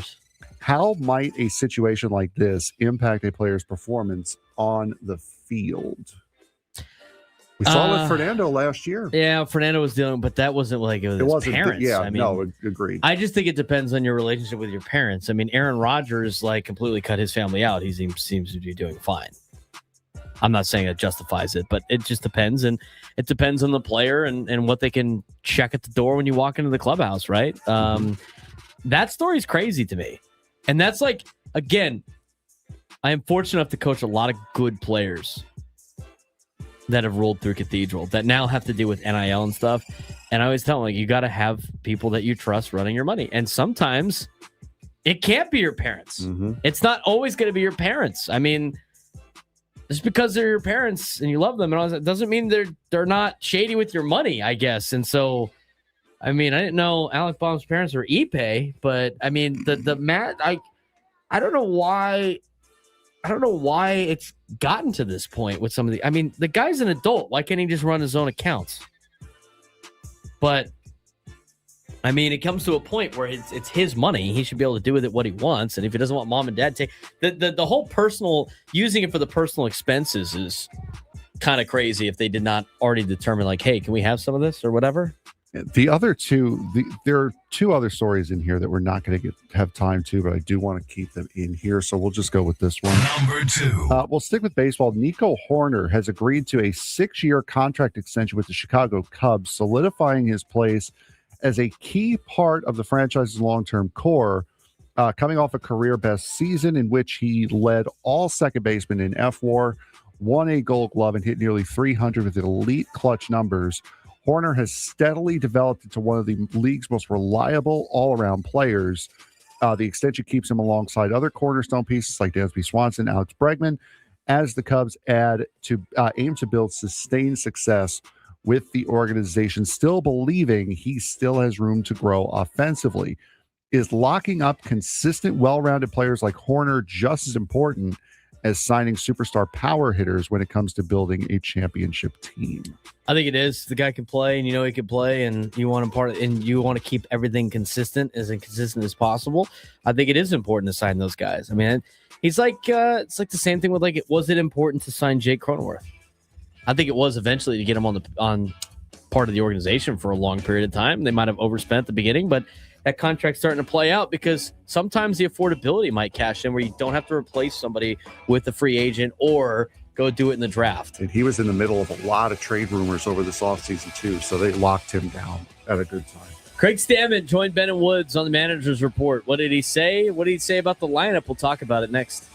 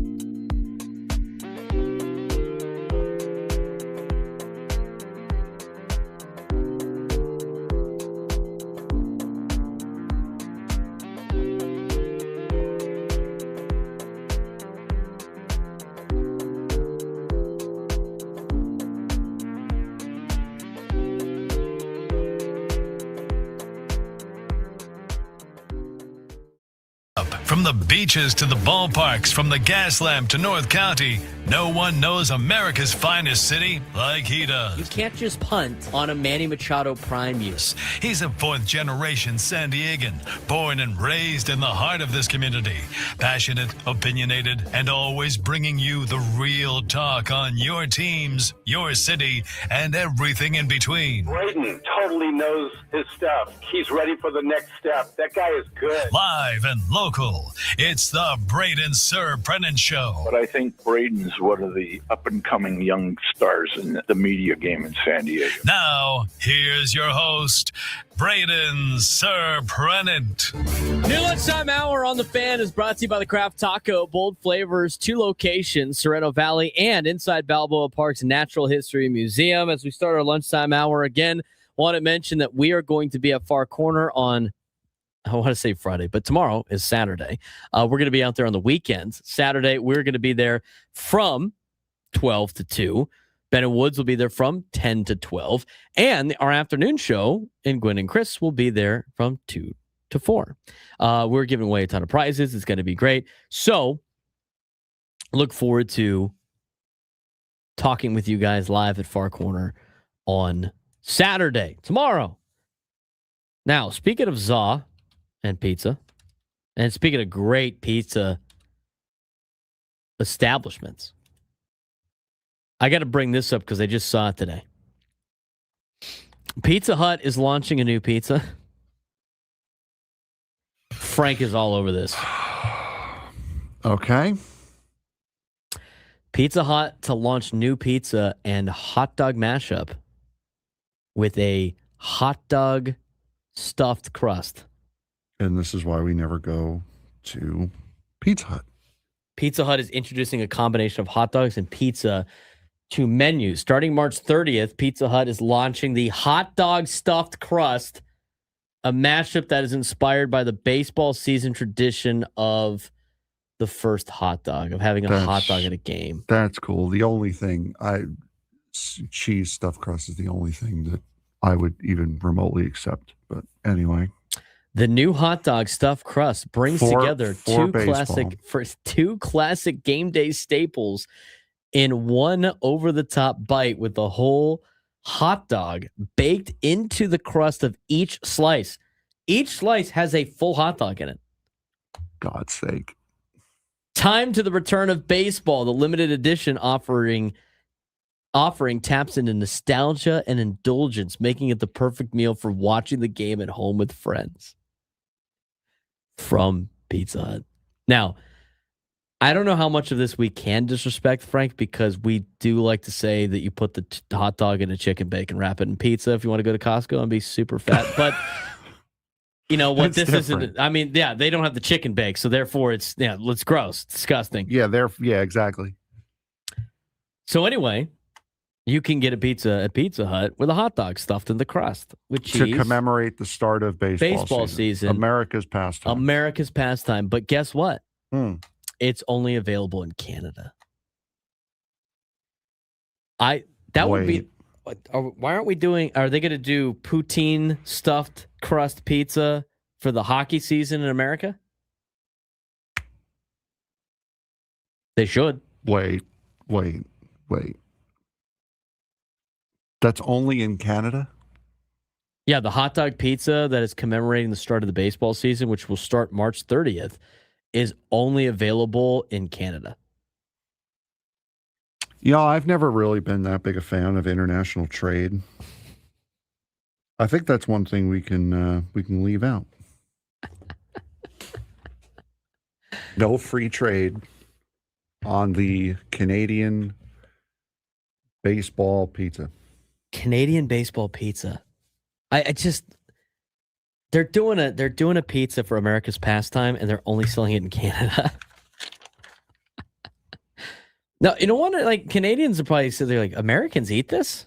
No, we do not. No, I do not eat this. This is like the corporate version of them trying to recreate the chicken bake thing that we just I was going to say, anyone that does not have a Costco card probably doesn't eat that.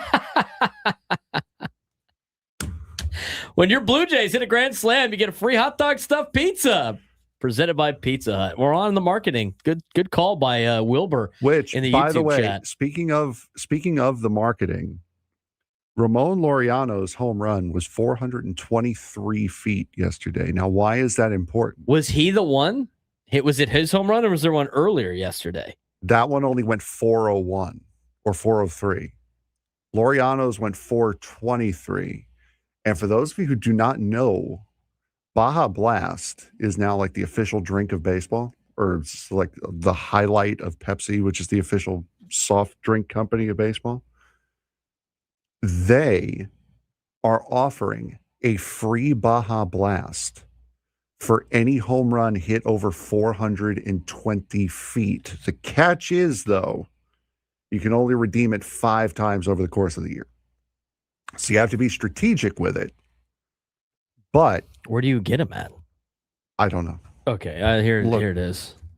Get a Baja Blast for a blast. 420-foot home runs unlock a free Baja Blast as the official soft drink, blah, blah, blah. Starting with the first game of the season tonight, home runs that travel 420 feet or more during the regular season unlock a free Mountain Dew Baja Blast for fans nationwide. You can visit BajaBlastHomeRuns.com to sign up, get the full offer terms, and add the Mountain Dew Baja Blast card to their mobile wallet. When a qualifying homer is hit during an MLB game anywhere across the country, you can use your pass to redeem your free soda the day after, up to 5 different times throughout the season. Fans can follow along at home by visiting Baja Blast leaderboard at MLB.com, which updates in real time. I think, where do you get it at? Like a 7-Eleven or something? I don't know. I think Francisco Alvarez might have been the first one to do it yesterday. Hit one over 420, which I wonder who in marketing thought that one up. But yeah, Ramon Laureano hit one 423. So there you go. Pick up your free Baja Blast. And when you do pick up your free Baja Blast, where do you pick it up from? Please tell us how to get it.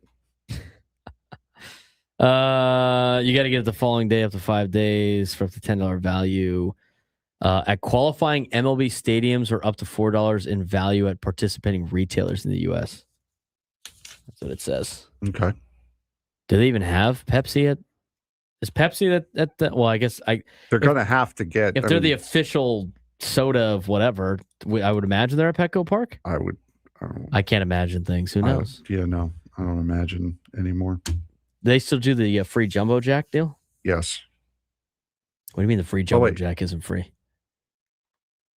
Oh, it's worth purchase of something, I think. Oh. Slap some cheese on it. Throw cheese on it. I'll pay for the cheese. Throw in the burger. I think that we're okay with that. I don't think that's how that works, but all right. Let's get back to the phone calls. 833-288-0973, 833-288-0973. It's got to Brad and Escondido. Brad, what's going on, man? Boys. You know I couldn't let that accessorizer eyes go by, right? Could have used him last night or yesterday with the bases loaded. Hey, it's a long season. I looked at yesterday, and I told this to a friend of mine yesterday. Yesterday was like going out on the first day with a cute girl, and she slightly farts at the table but giggles.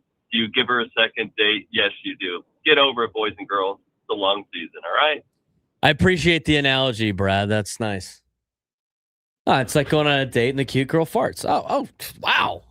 That was pretty funny. I asked a different question when the bases were loaded. You're not saying that there. People can start to assume, based on who was up with the bases loaded, what Frank was searching for on social media. I was checking my phone. Right. Nothing bad happened yesterday, so there's that. All right, let's finally get to the Craig Stammen stuff from this morning. Yes, let's do that. He joins Ben and Woods bi-weekly. That means every other. Yes. People know bi-weekly because you usually get paid bi-weekly. So they're like, oh yeah, bi-weekly. That means that's something to do with me getting paid, right? Hey, listen, some kids may have missed school yesterday to go to that game. So we're just filling in the gaps from yesterday's learning missing. All right.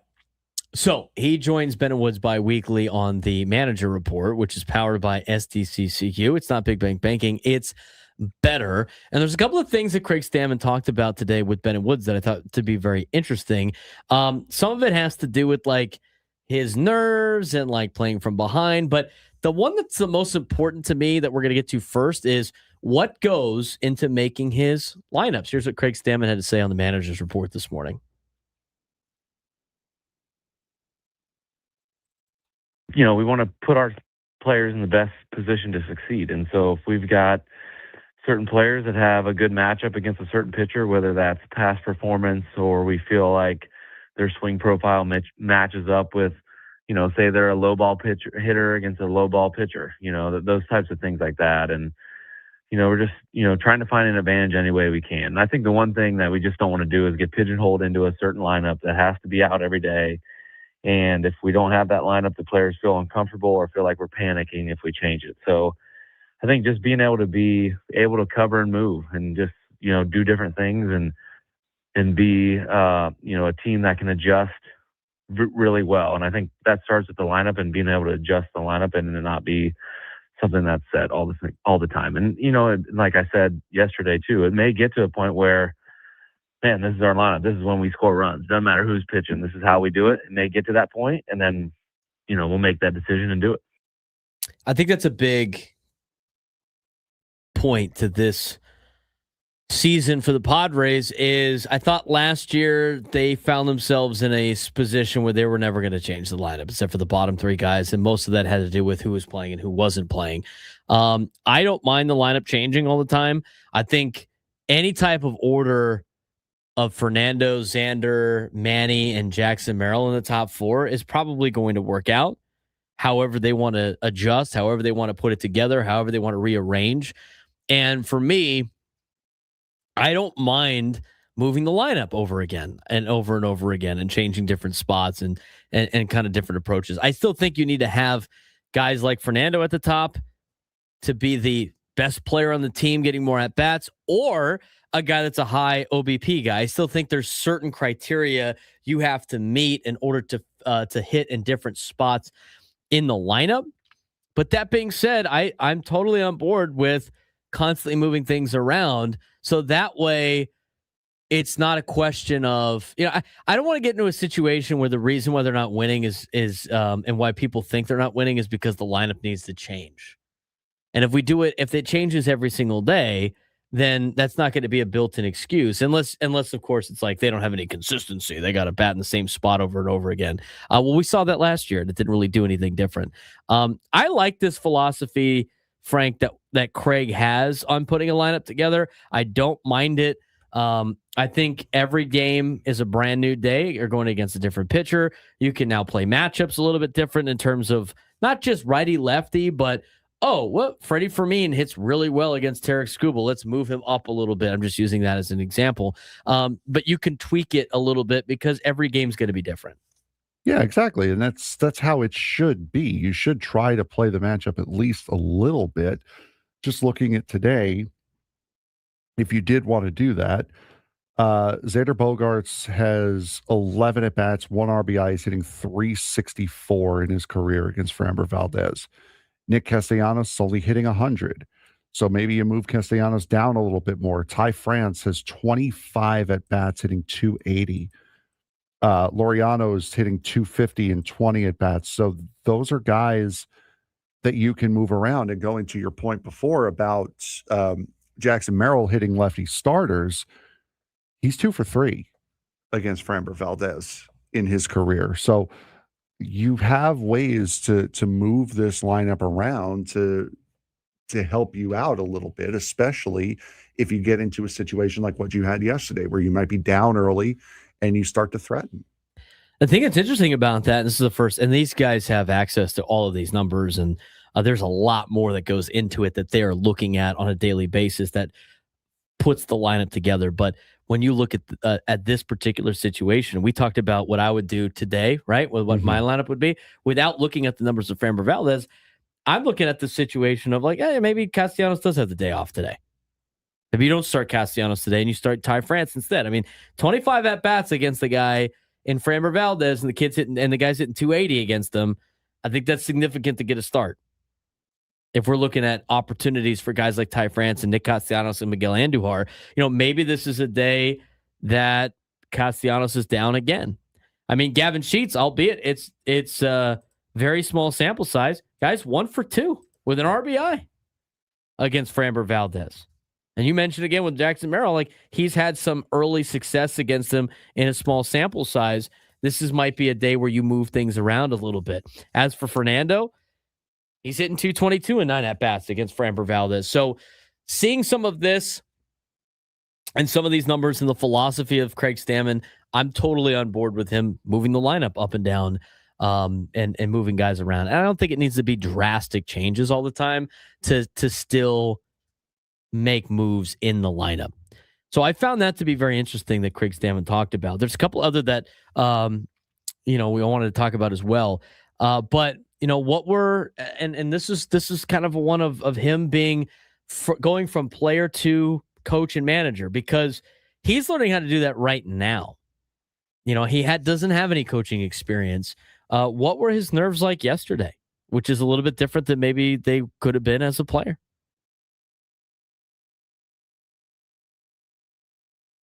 Yeah, yesterday was definitely a different day. I was excited when I woke up. Definitely woke up early. I slept great the night before, but woke up early, and I got to the ballpark around 7 a.m. and I tell you what, those next 6 hours felt like it lasted 4 days. Before the game started, and I was feeling the nerves. Leading up to the introductions and the national anthem, but kind of once that all the pomp and circumstance got going on, I felt pretty calm and comfortable, and mainly because we have a great team, and the other part is we have a great coaching staff too. So I felt like I had a lot of people around me that were going to support me and that it was going to be a lot of fun. And then the first inning happens and we get behind and things change really fast. But overall, it was an exciting day and good to kick off the season, but great to start getting some W's. Absolutely. Looking forward to that. I'm sure we'll get the lineup maybe to the end of our show. We'll see. Here's the other thing, too. You get to see how early Craig puts his lineup out there. Hopefully it's early so we don't have to listen to Chris complain about it as we leave. Where's my lineup? When Chris does that. I remember doing pregame shows with Chris when I was working running the board, and he would just get so upset about the lineup, dude, all the time. Where's the lineup? Why isn't the lineup out? Maybe he talked to Craig during spring training about getting the lineup out in a timely manner. He's got to fill out his book, dude. He's got to fill out his book. Didn't get the starting pitcher for opening day out on a timely manner, apparently. Got the opening day roster out the night before. Out early. Got the lineup out early. They were on that. That was surprising. That was great. That was great news. It's a great surprise. Loved it. All right. When we come back, there's a couple other things that I want to hear from Craig Stammen. And a little bit later, we are going to look at what happened in Major League Baseball around opening day. Get you a whip around, if you will, when it comes to Major League Baseball. We'll get to that later on in the show. He's Frank Marchese. I'm Braden Surprenant. This is the Braden Surprenant Show. San Diego's #1 sports station, 97 through the Fan. The NHL is about to have its most chaotic playoffs in years. And honestly, it's exactly what the league needed. Look at who's in right now. The Buffalo Sabres, the Utah Mammoth, Anaheim Ducks are back. These are not your usual playoff teams the last couple of years. Meanwhile, teams like Toronto, Washington, even the LA Kings are on the outside looking in. This isn't just a playoff race. This is a full-on power shift in the National Hockey League. And here's the scary part. Some of these new teams aren't just happy to be there. They're legit dangerous. The Sabres are red hot. Utah has one of the best wild card projections to make a run, and the East is completely wide open. We might be heading toward a Stanley Cup playoffs where the old guards get knocked out and they get knocked out early. And if that happens, it could completely reshape the league moving forward. So the question is simple. Are we watching the NHL change right in front of us, or will the stars like McDavid and McKinnon remind everyone who still runs this league? The big picture, though, Frank, new blood is starting to take over. Yeah, we're officially inside 1 month to go until the Stanley Cup playoffs. And the biggest storyline right now is that this postseason is going to look very, very different. Teams like the Buffalo Sabres, Anaheim Ducks, Utah Mammoth, Columbus Blue Jackets are in positions to get in, while traditional powerhouses like the Toronto Maple Leafs, The Washington Capitals, Pittsburgh Penguins are barely holding on, and the LA Kings are either out or fighting for their lives. This is not just a great race to the playoffs. It feels more like a changing of the guard in the NHL right now. Yeah, I'm going to start in the Western Conference as a Western Conference fan. I'll let you talk about the Eastern Conference as an Eastern Conference fan. But out West, it's a different story than what's going on in the East. The Colorado Avalanche and the Dallas Stars are absolute monsters out in the Western Conference. And whoever gets stuck playing them early, well, good luck to try to take on the Avs or the Stars. Meanwhile, the Utah Mammoth are one of the best wild card bets to make a run, and the Pacific is wide open compared to the Central. I mean, you look at this weekend, the Anaheim Ducks really capitalized because everybody else in the Pacific lost and continued to lose. Anaheim continues to play some very thrilling hockey. They won on Sunday night. Last minute, they had a lead early in the contest. They blew the lead. Then they had to rally back late. They won in overtime. And with how everything is playing out right now for the Anaheim Ducks and the Pacific Division, it's pretty fun to watch the Western Conference. But let's head out east. Yeah, absolutely. The Eastern Conference has been just as fun. The Buffalo Sabres right now currently on an absolute heater at 9-1 in their last 10 games. They've played very, very good hockey as of late. A great change to see from what they have been. The Tampa Bay Lightning are still steady, but they're not the dominant team that they have been in years. And the Florida Panthers, who have been the guard in the Eastern Conference, back-to-back Stanley Cup champions, are sitting down in eighth place in the wild card. So they're more or less out of it. Wild card race is total madness right now. The Bruins, the Islanders, the Ottawa Senators, the Detroit Red Wings are all fighting for a spot. And the key right now is the Ottawa Senators still have life, but their schedule is absolutely brutal with most playoff teams left. They just beat the Islanders, I believe, on Friday night. And the Islanders did themselves a favor by beating the Columbus Blue Jackets over the course of the weekend as well. Let's talk about some of the potential matchups that you might see in the playoffs and what matchups might be the best. We're lining up some incredible first-round possibilities. You could have the Stars take on the Wild, which feels like a conference final in round one. You can have the Avalanche take on the Sharks. Macklin Celebrini and Nathan McKinnon, must watch. Sabres and Canadians, insane atmosphere, high scoring. Oilers and Kings again, pure chaos and memes. And you could potentially get the Ducks and the Predators. Messy, high scoring, and unpredictable hockey. Yeah, absolutely. And right now, the way it sits right now, as of March 23rd, as we record this, it'd be Hurricanes, Islanders, the 1-8, Sabres, Blue Jackets, Lightning, Penguins, Montreal, and Boston in the Eastern Conference. In the West, the Colorado Avalanche and the Dallas Stars have already clinched their spots. It would be Colorado, Nashville, Dallas, Edmonton, Minnesota, Vegas, and then Anaheim, Utah, with Anaheim, your Quackers, getting the home ice advantage in that pairing, as well as the number 4 seed at the moment. Is this finally the year the NHL's middle class takes over? Because right now the league feels deeper than ever. The gap between contenders and wild cards is shrinking, and some of these new teams don't look scared at all. If you're a traditional power, this is the most dangerous playoff field we've seen in years.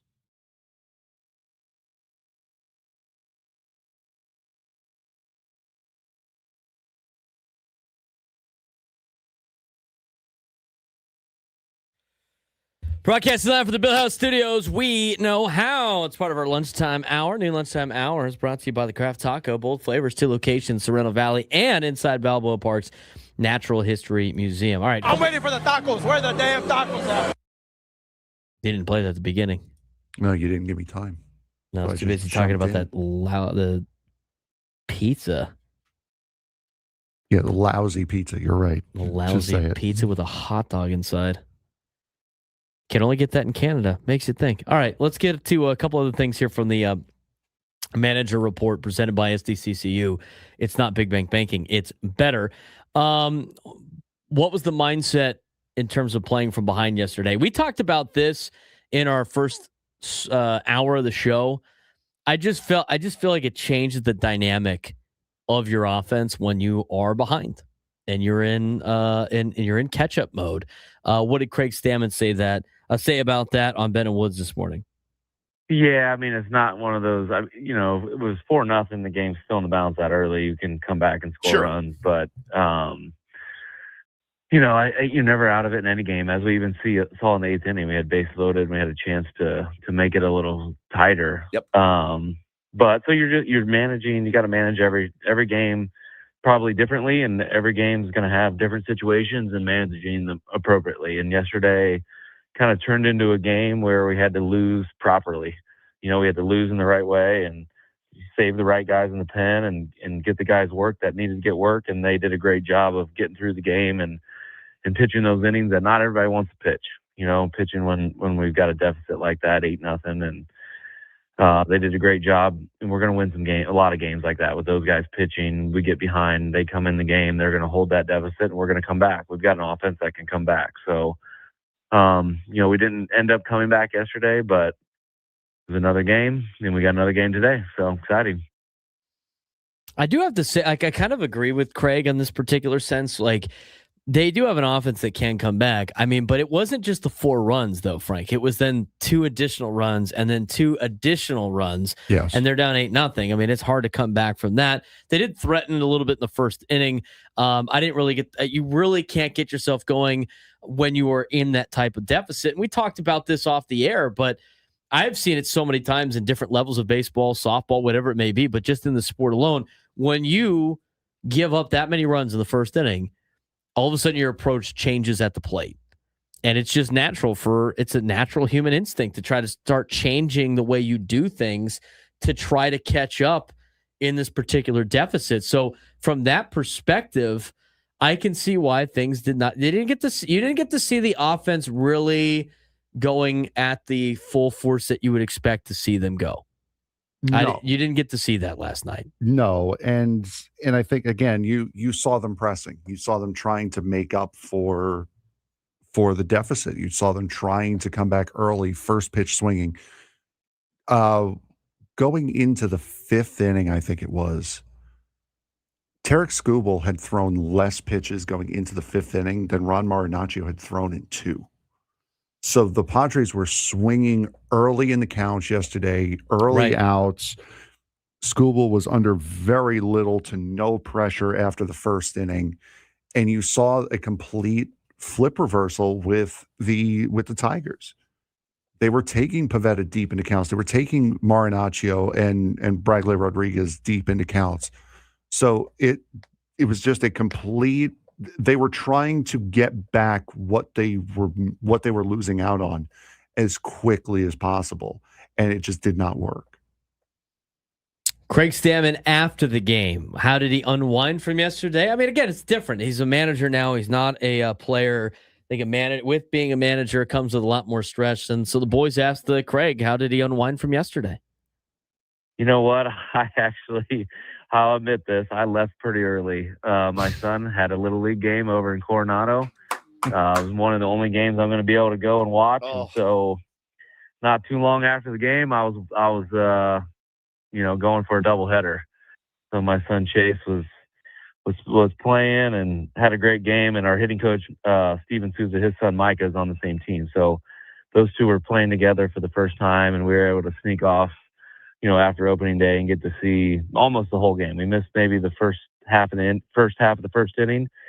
And then after that, we both got to see our sons pitch, play the infield, hit a few times. So it was I went from manager of the Padres to dad really fast, which was a good breather and a good break. I love that. There's a lot of people that might not love that. I love that. I don't really care. Are you Craig Stammen, the manager of the Padres? Yeah. Why didn't Castellanos start? God, what are you doing, dude? You know that all the parents of that Little League team are just like, you got to be cool too at the same time. They don't want to be, they know. Oh, did you see this that just came across? Not particularly, but on ESPN? No. Tiger Woods involved in rollover car crash in Florida this afternoon. What? Yeah. Jeez. Well, we got to make sure that we got to confirm that and everything. I did not get that notification. From ESPN. I just got it. Oh, well, interesting. We'll try to get more information on that. Yeah, That's obviously a scary details. situation. This is from ESPN right now. No details about the cause of the crash or Woods' condition were immediately released by the sheriff's office. Police investigating, and a county sheriff is scheduled to speak with reporters at 2:00. So right as our show goes off. Crash occurred right as our show started and happened in the same town where Woods lives. Wow. That's from the Martin County Sheriff's Office in Jupiter Island, Florida. That's interesting. All right. I haven't seen it yet on any of the. It's the first story on is that ESPN.com now? Yes. Wow. That's crazy. Well, hopefully he's okay and everything. Yeah, there it is. Involved in Florida rollover crash. We'll keep you updated on that in just a little bit, obviously, and we'll report any details that we might get further on that situation. Obviously, it's an ongoing situation. But I do want to get back to the Padres here in a second. As we've been playing some stuff from Craig Stammen. And the last thing for you on Craig, it was about, flushing the loss yesterday. And how the guys are good about flushing a loss after one yesterday. So here's what Craig Stammen said about the team. I think we can learn. We can learn from that. I mean, it's good. Like, that's the thing about Bailey. 162 games in a 6-month season, and we got to flush Tarik Skubal and what happened the first inning with Nick Pivetta. He's got to flush that really quickly. Yep. And he did. He came up to me about towards the end of the game, 7th or 8th inning, and he passed me on the back and goes, "Sorry about that, Skip." I said, "Nick, I know it's opening day. There's a lot going on. Don't you even think twice about that. I know you're going to be great the rest of the season." He had a smile on his face, and he's ready to get on to the next outing already. So that's what it's about. It's about bouncing back. It's not what happens to you, but how do you go on to the next pitch, the next inning, the next 3 innings, the next game, and do your best. So all those same lessons that you learn when you're 8 years old, the same things apply when you're a big leaguer. Sorry about that, Skip. It's rough. My bad. Poor Nick Pivetta, dude. The guy worked so hard to get to this point. Obviously, get to the be an opening day starter. Has a little bit of a clunker yesterday. Got to be able to, can't walk people. We saw some of the signs of that at the beginning, and during spring training. He had a couple of clunker outings as well. But Craig Stammen said it right. I mean, you got to be able to bounce back in the next game. So curious to see what Nick Pivetta does in his next outing. Today's the day to bounce back from yesterday. Tony Gwynn opening day tonight at Petco Park. His first party in the park. Should be a fun time down at the game. Michael King getting the start today. But what else happened in Major League Baseball yesterday? We'll talk about recap opening day around the country when we come back on the Braden Surprenant Show. San Diego Sports Station 97 through the Fan.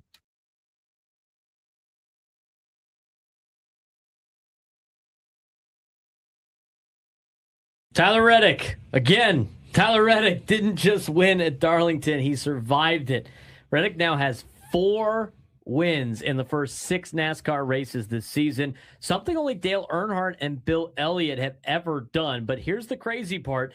Everything went wrong. He had a failing alternator, no cool suit in the heat, a terrible 16-second pit stop, and even a late race incident.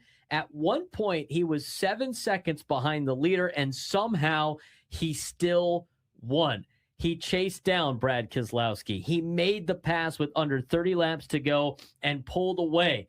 That's not luck. That's dominance. So here's the question. Is Tyler Reddick the best driver in NASCAR right now, or is this just the start of something even bigger? Frank, what can you say about Tyler Reddick? It was an absolutely fantastic race that he ran. And as you mentioned there in that open, he's joined elite company here. He's on a historic run with his win. 4 wins in the first 6 races. That's only been done by Dale Earnhardt in 1987. He won the championship that year, and Bill Elliott in 1992. So he did not win the championship that year, but that is very, very elite company, and that is the company he is in right now.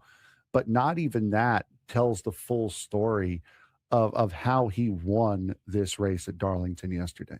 Yeah, officially on a historic run, as you just mentioned. But, how did he win? Well, everything went wrong, and he still won. That wasn't a clean race for Tyler Reddick over the weekend. Not even close. I mean, he dealt with a failing alternator from the start, no driver cooling system in brutal heat, a 16-second pit stop issue, a restart from the back of the field, and even a late race collision. At one point, it was 7 seconds behind the leader in Brad Keselowski, who led for 142 laps. Most drivers would have faded.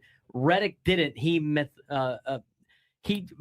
able to methodically drive back through the field, catch Keselowski, and with just under 30 laps to go, make the pass for the lead and never looked back. Yeah, no, and Brad Keselowski and that whole entire RFK team was running tribute paint schemes to the late Greg Biffle. They all had Biffle's number set on the car, both Keselowski, Ryan Preece, and Chris Buescher, and all of them were very, very good. There was a point in that race where they were running first, second, and fourth in that race about halfway through. But yeah, for Reddick, failing alternator, I believe they changed the battery on one of the pit stops. The drivers have been complaining all season long about how hot this new car is and how hot the car runs during the race. So for him to not have a cool suit working was brutal for him in the start. And then that late race collision where, from what we've seen, Chris Buescher was trying to make a late move into the pits and Reddick just didn't see him and didn't make it, didn't catch him in time, ended up punting him into turn 3 and putting him in the wall. But one of those races where you had to really overcome if you're Tyler Reddick, and he did just that. Yeah, patience under pressure, elite race pace, most importantly, mental toughness for Tyler Reddick. Even co-owner Michael Jordan pointed out one key factor: Reddick never lost his composure. At a track known as too tough to tame, he proved he can handle chaos better than anyone else. And here's what's coming up next. NASCAR Cup Series now heads to Martinsville Speedway, short track where tempers flare and momentum can shift quickly. But right now, all eyes are on Tyler Reddick for the insane start that he has had to the NASCAR season. Yeah, absolutely. And the big question is right now, is Tyler Reddick the best driver in NASCAR? Because he's not just winning, it's how he's winning. He's overcoming mistakes, bad luck, mechanical issues, and still beating the field. So is this just a hot start, or are we watching the beginnings of a dominant championship season? And for me, I wouldn't call him the best pure driver in NASCAR. There are a lot of guys who are just as good as Tyler Reddick has been. They just have not had the luck. Chevrolet has a brand new body that they have not won with yet, that is giving them a lot of fits. There are a lot of great drivers in the Chevy camp that just have not been able to show it. Ryan Blaney, over the course of this season, has had several pit stop issues. It happened twice at Phoenix. It happened again at Darlington, where he had to stop in a teammate's pit box further down pit road because his crew left a tire loose. So there are a lot of guys who could reach that level that Tyler Reddick is at. Reddick's just gotten there first, and he's been able to maintain it, which has been the key here so far in this early season run.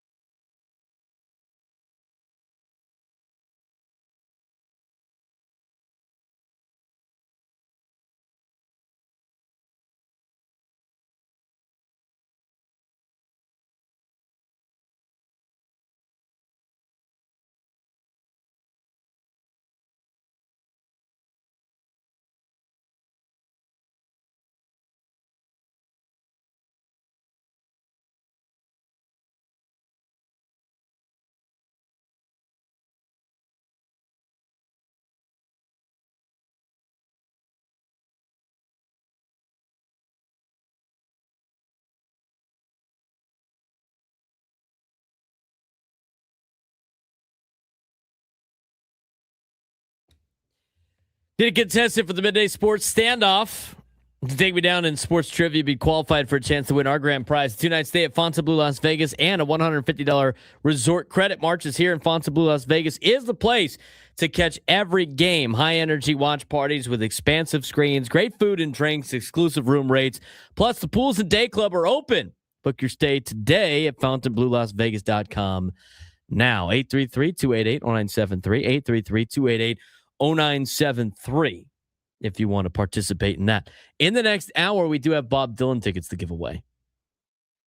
Don't know how we're going to do that yet, but we're going to be giving away tickets to Bob Dylan in the next hour.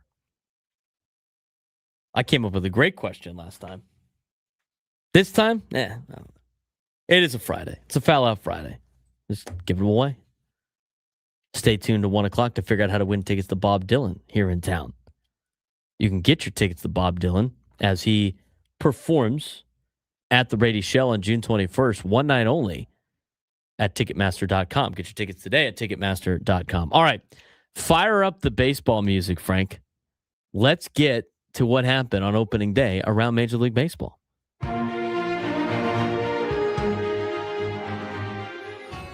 And we got to start with, Thursday or with Wednesday? Do we care about that anymore? Yankees beat the Giants 7-0. Max Fried looked good. He went 6 1/3, 2 hits. Yankees offense did what they always do, capitalized on opportunities. Logan Webb did not look very good for the San Francisco Giants. They were off yesterday, and they're back in action today. So we'll see what happens with the Yankees and the Giants.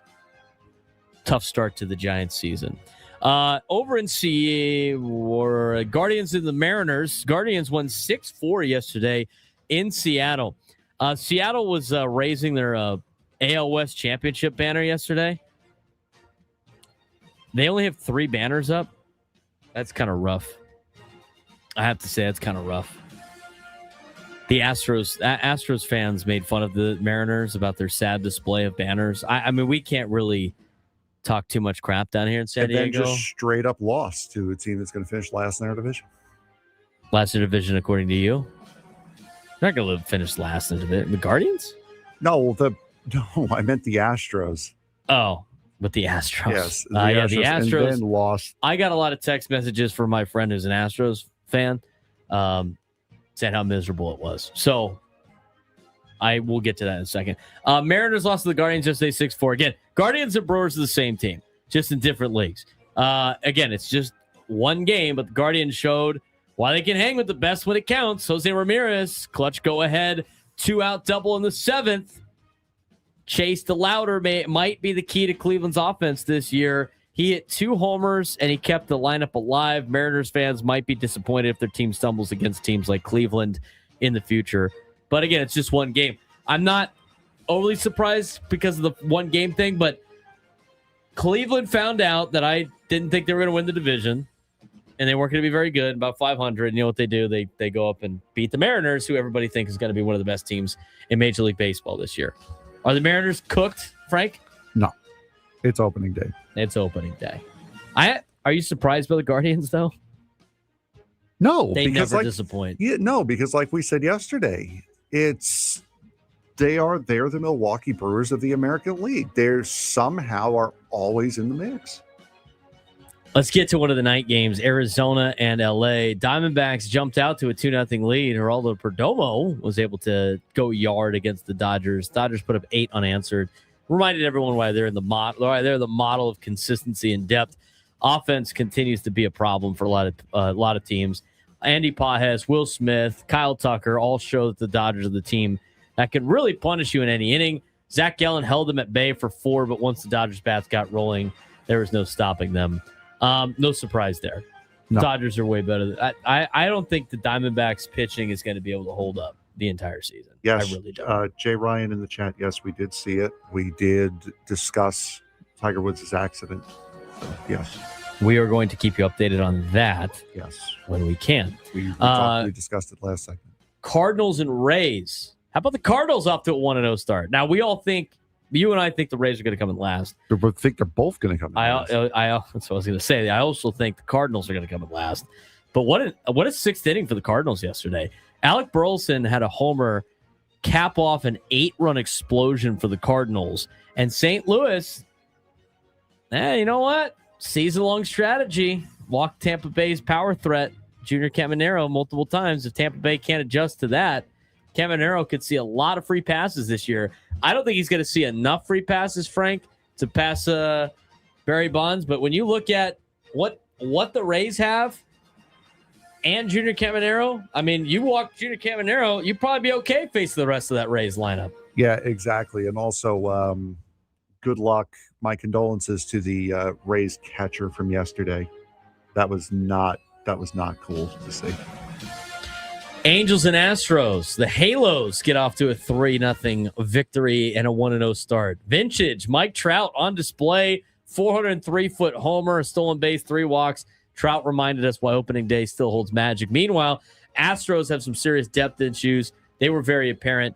No runs and a bullpen that gave up 3. Good to see Mike Trout playing like Mike Trout. That is the only saving grace to the Halos this season. Exactly right. Any other comments about that? No, not at all. Phillies beat the Rangers 5-3. Christopher Sanchez looked pretty sharp. He pitched like a man on a mission. He struck out the side to end the game. Fills in nicely for Zach Wheeler, and with the rotation that includes Luzardo and Nola, Phillies pitching staff looking like a strength early on in the season. They're off to a good start. Bullpen still not very good, though. Rangers put a little bit of a comeback there at the end. Good for them. We don't need to talk about the Tigers and the Padres. No. Red Sox beat the Reds 3-0. Big stars showed up for Boston. Garrett Crochet delivered 6 scoreless. Roman Anthony ignited the lineup. Bullpen closed strong. Good early look at the team that could be dangerous in the AL East. My pick in that division. Off to a good start for a Red Sox team that's still relying on a lot of young players. Yeah, good. Oh, man. Pardon me. Good to see Roman Anthony getting some good work in on opening day. That was very nice to see. Baltimore beats Minnesota 2-1. Trevor Rogers led Baltimore to a shutout, navigating 7 scoreless. Ryan Helsley closed it out in the 9th. Wins like this matter. The brutal AL East if you're Baltimore. I don't think the Twins are going to score a lot of runs this year in general. Twins are not going to be very good. Biggest storyline of the day in Baltimore, though, Tyler O'Neill, no home runs. Oh, I was going to say the way they unveiled their new scoreboard. That was kind of awesome. cool. I like that. Yeah. Showed the old one. Yep. Here's our new one. Nats beat the Cubs 10-4. I found this game to be a little surprising. I mean, opening day is always random. It's just 1 out of 162 games. Wind was really whipping in Chicago, too. But it was a 10-4 victory for the Nats over the Cubs. Matthew Boyd, the Cubs veteran lefty, struggled. He gave up 6 earned runs in just under 4 innings.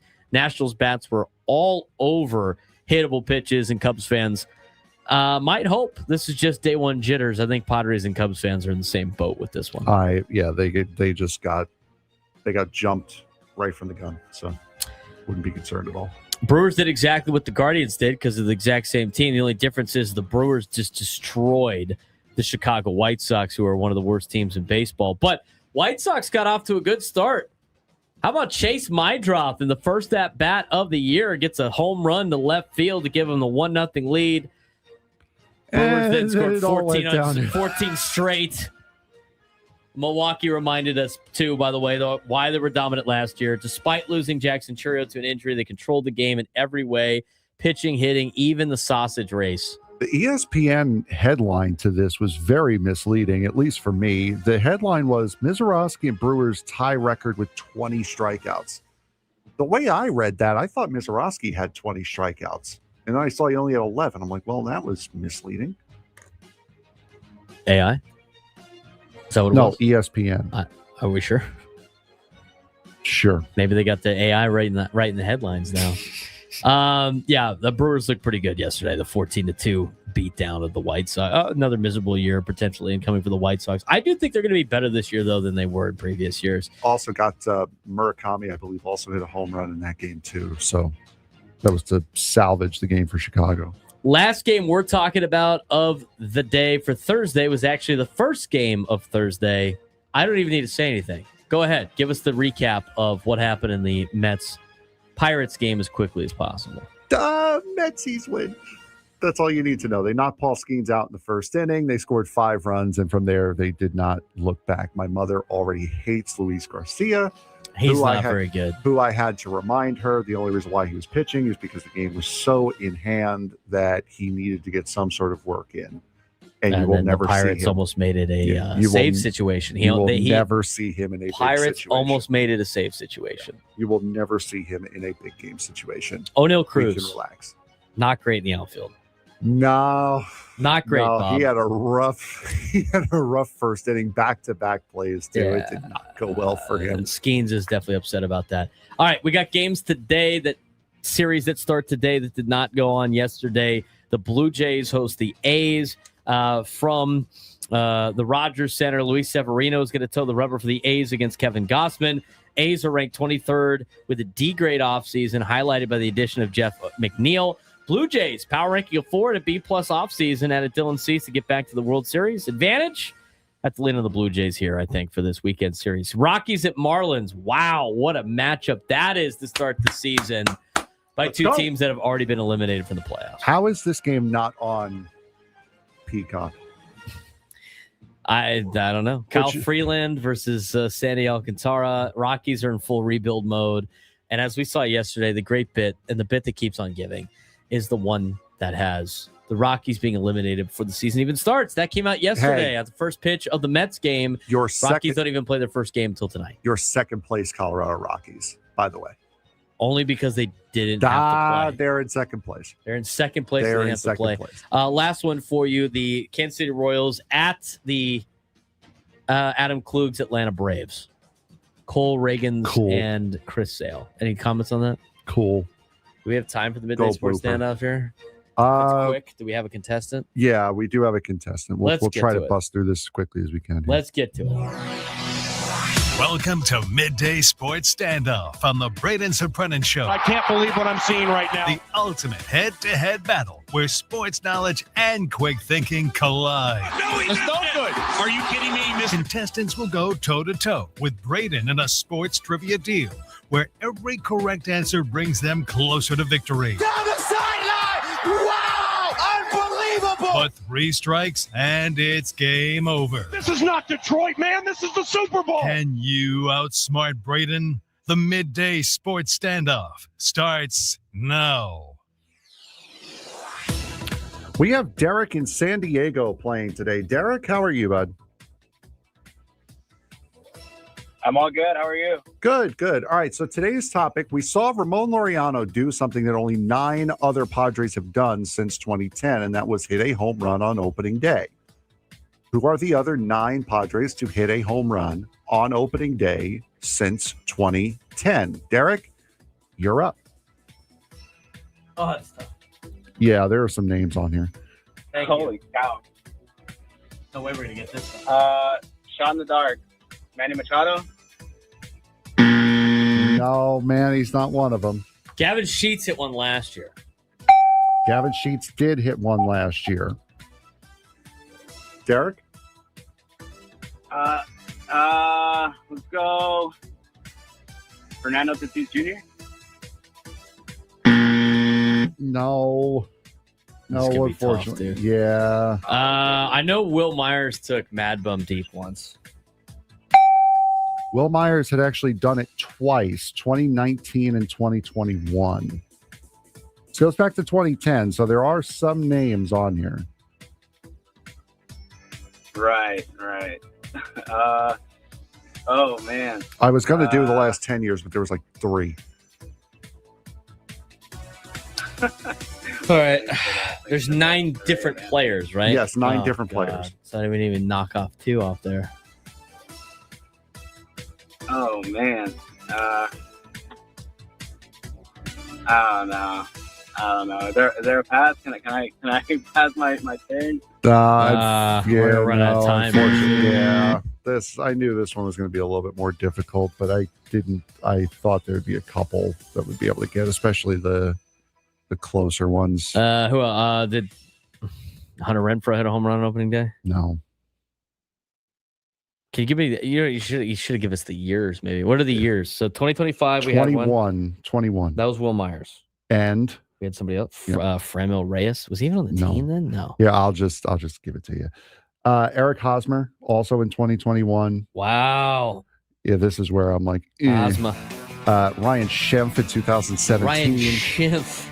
Seth Smith in 2014. Oh, well, that was opening night. Yonder Alonso in 2013. Cameron Maben did it in 11 and 12.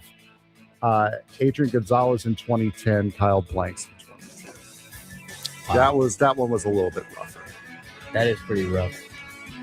When we come back, we will get you an update on what's going on in the golf world.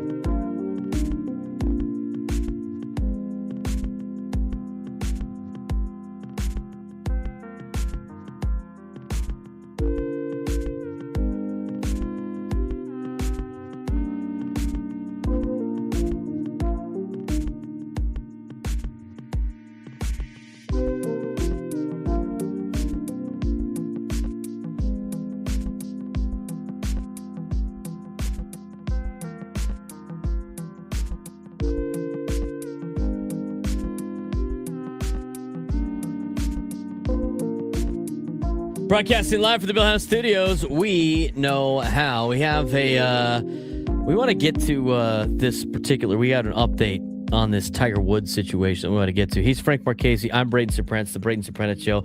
Saturday goes on Sports Station 97.3, The Fan. So, according to Mark Schlabach of ESPN.com, they have now gotten an update on this Tiger Woods rollover crash. Now, here's the latest details. Tiger Woods was involved in a rollover crash in Jupiter Island, Florida on Friday, according to Martin County Sheriff's Office. No details about the cause of the crash or Woods' condition were immediately released by the Sheriff's Office.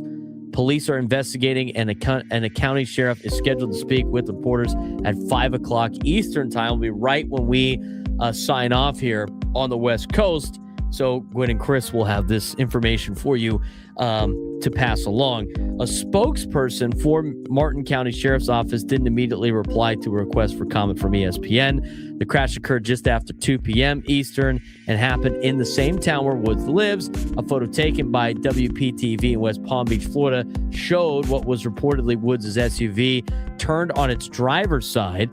Woods, who's 50 years old, had spent the past several months recovering from a ruptured Achilles tendon and another back surgery in October. The 15-time major champion competed for the first time in more than a year during Tuesday's TGL Finals, where his Jupiter Lynx GC team lost to Los Angeles Golf Club. He had been weighing whether to return to the PGA Tour at next week's Masters at Augusta National Golf Club, the first major of the season. So, some very interesting news coming out of Florida. And of course, when you think about this particular situation with Tiger Woods this time, you go back to February of 2021, where he suffered significant leg injuries in a one-car crash outside of L.A., in which his SUV rolled over several times and left him trapped in the car. He later had surgery to deal with open fractures to his lower right leg and had a rod placed in his tibia and had screws and pins inserted in his foot and ankle during emergency surgery. Woods was hospitalized for 3 weeks following that particular surgery.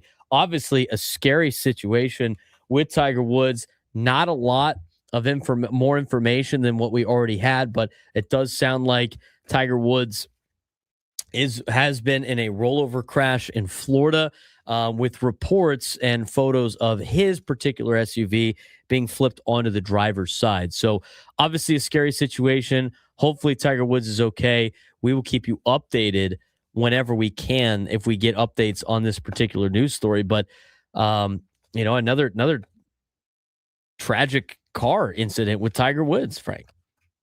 Well, we don't want to say tragic because there's no word on his condition yet, so we don't want. Even if he's okay, it's a tough car crash. Oh, for sure. He rolled his SUV. Yes, absolutely. It's scary for sure. But yeah, this is something we were not expecting to be hearing today. But best of luck to Tiger, and hope his condition is good. And again, that presser, and hopefully everybody involved. Absolutely, yes, 100%. Okay. Yes, 100%.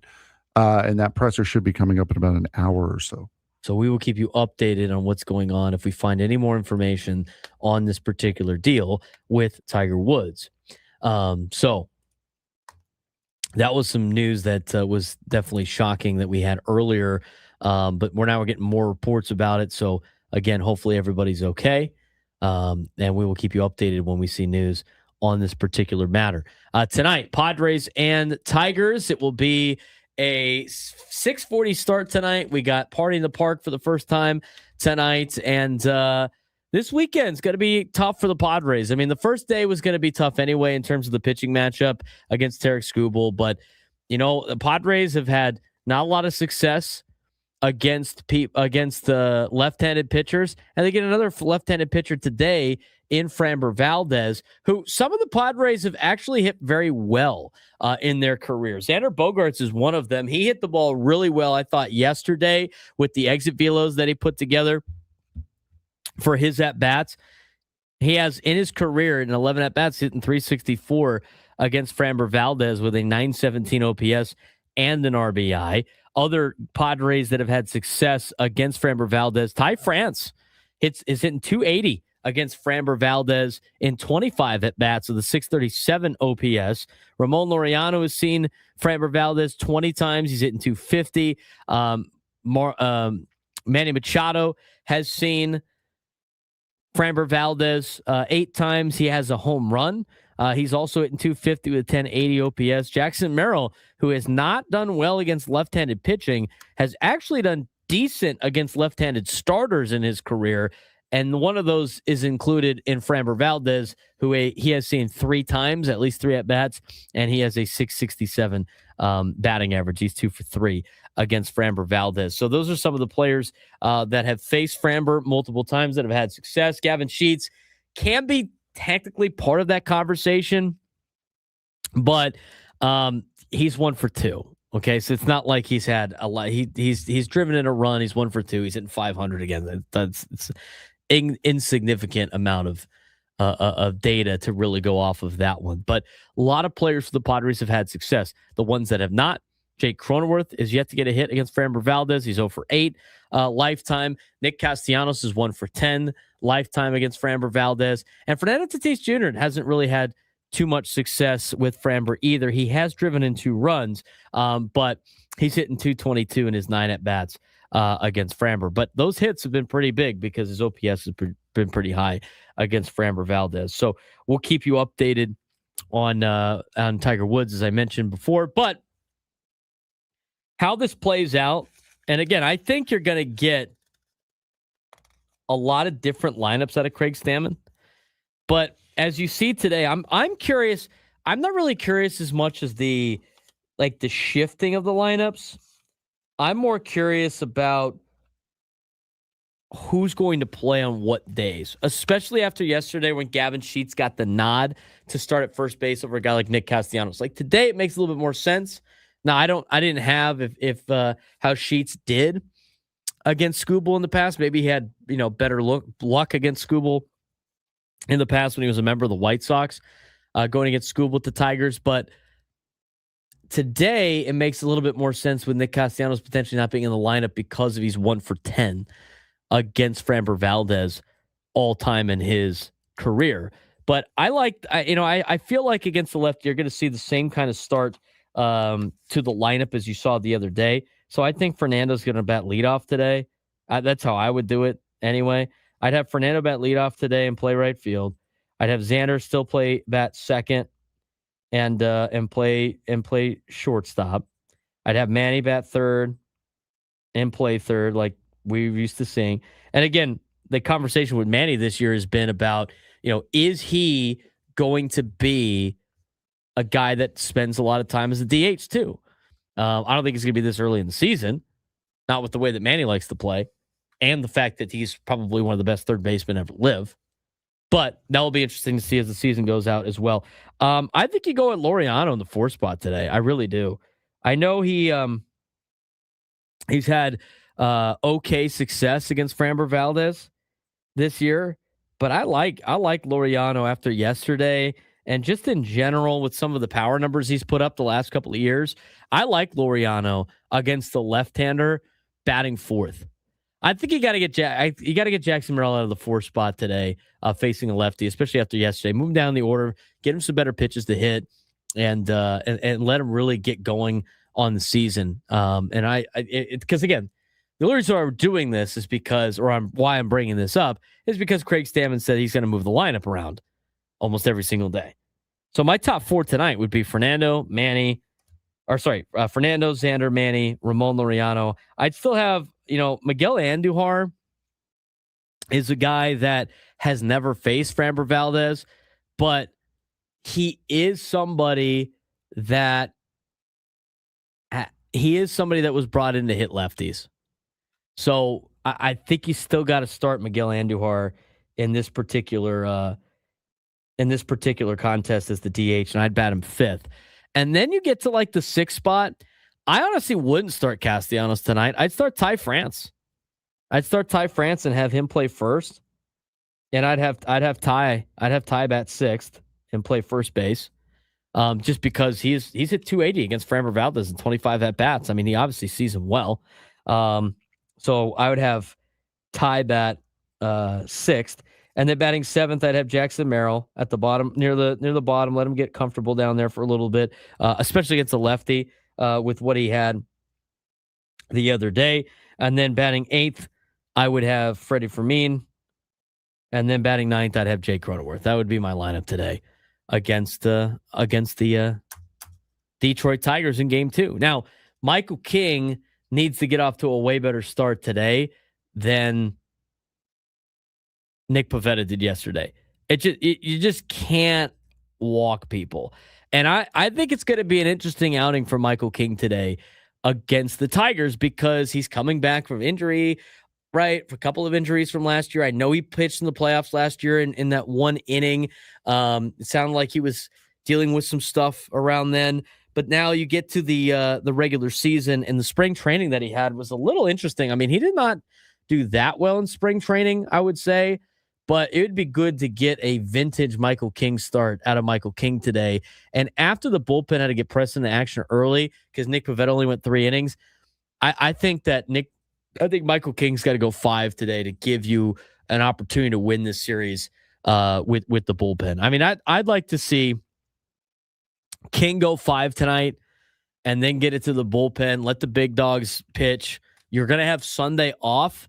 So you let him pitch the first couple of, you could have him pitch today and tomorrow in situations to save the starting staff if they get into a little bit of a problem. And I don't think it's going to tax the bullpen too much. And I think with the way that Marinaccio and Bradley Rodriguez and David Morgan pitched yesterday to kind of save the bullpen for this weekend, I think that portion of the game benefits the Padres for the next couple of days. But they got to get some innings out of their starting pitcher tonight, especially after the way Nick Pivetta started the day yesterday. Can't be given the top of the order tonight a 4-0 deficit and expect to see the offense really click. And from that perspective, just because of the pressure that they have of the 4 runs in the first inning, I do think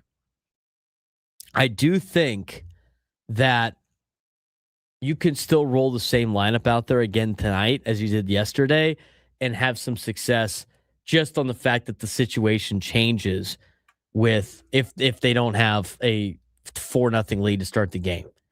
So Michael King need to be able to get comfortable early and keep the game close, give your offense a chance to actually work counts, to actually go through their approach, to actually put in the game plan that Steven Souza Jr. and the hitting staff have drawn up on Framber Valdez. And again, I'd go with the lineup of Tatis, Bogaerts, Machado, Laureano, Andujar, France, Merrill, Fermin, and then Jake Cronenworth. And I think you can get Game 2 here for the San Diego Padres against the Tigers. But that being said, I thought this team would go 1-2 this weekend. Lose 2 out of 3 to the Tigers. I thought they'd lose the first 2 and then win the game on Saturday against Jack Flaherty. Because I really think that Randy Vasquez is going to have a good year. He looked really good in spring.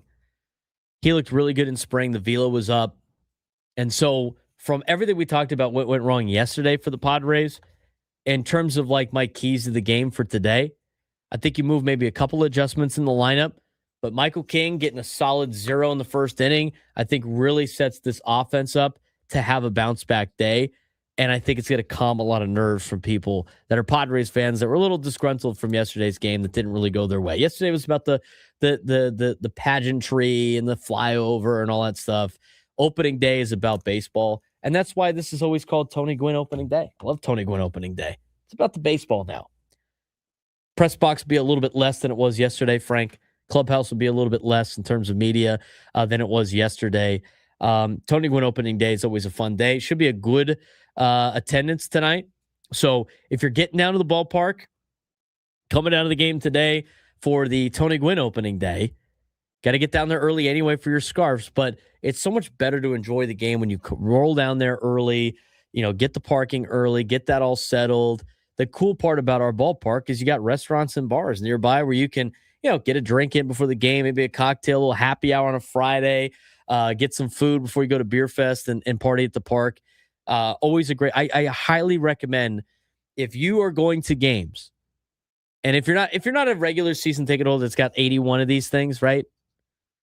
It's nice to get down there early and enjoy the night, especially if it's only going to be once or twice that you're going to be able to come down and join us at the ballpark. So I'll be down there tonight. I'll be having a good time down there tonight. I know Frank's going to the game today. He'll be up there in the press box scoring on his digital app. But I think today's going to be set up for a good bounce back for the Padres. And as I mentioned just moments ago, Frank, in order in my opinion, for the Padres to win, they got to get Michael King comfortable and get the offense out there early. Yeah, you cannot fall into a hole that you fell into yesterday.